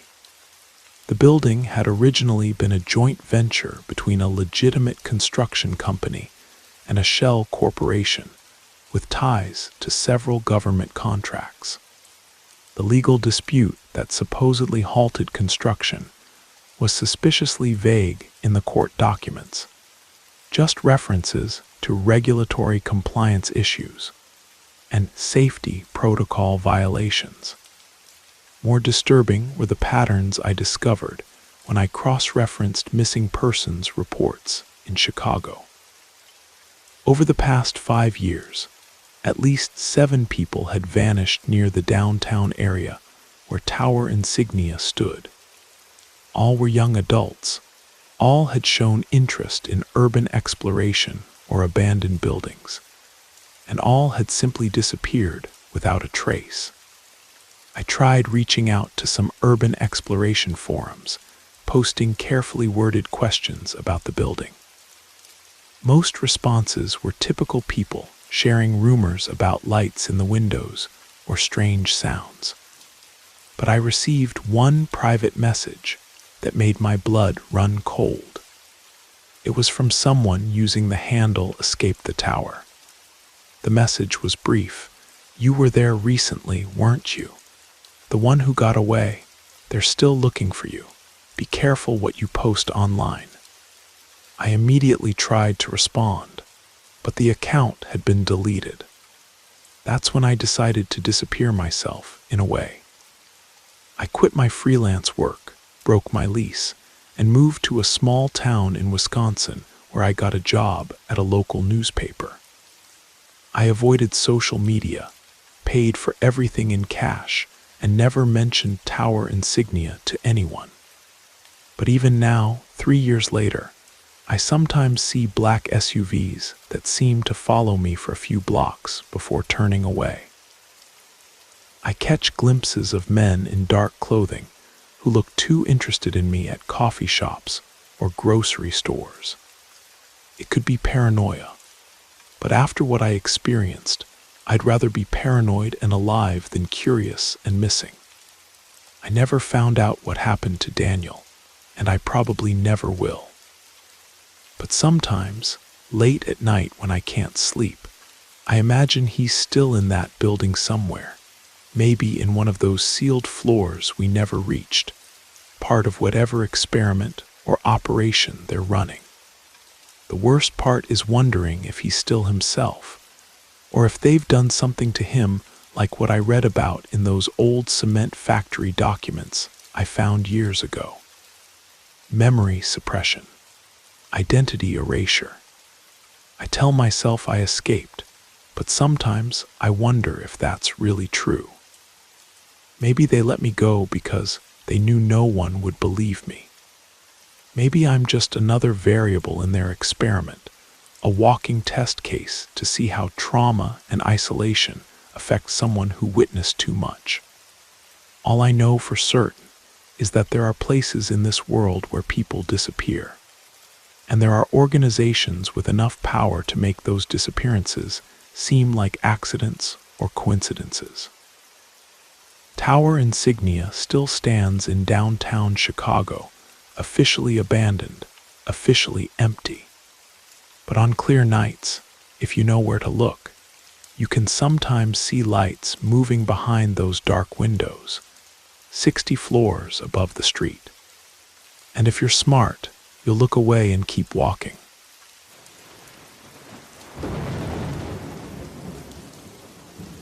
you made it to the end of the stories.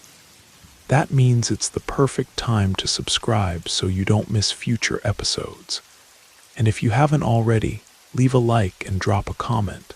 I'd love to hear your thoughts. Have a great time relaxing, and good night.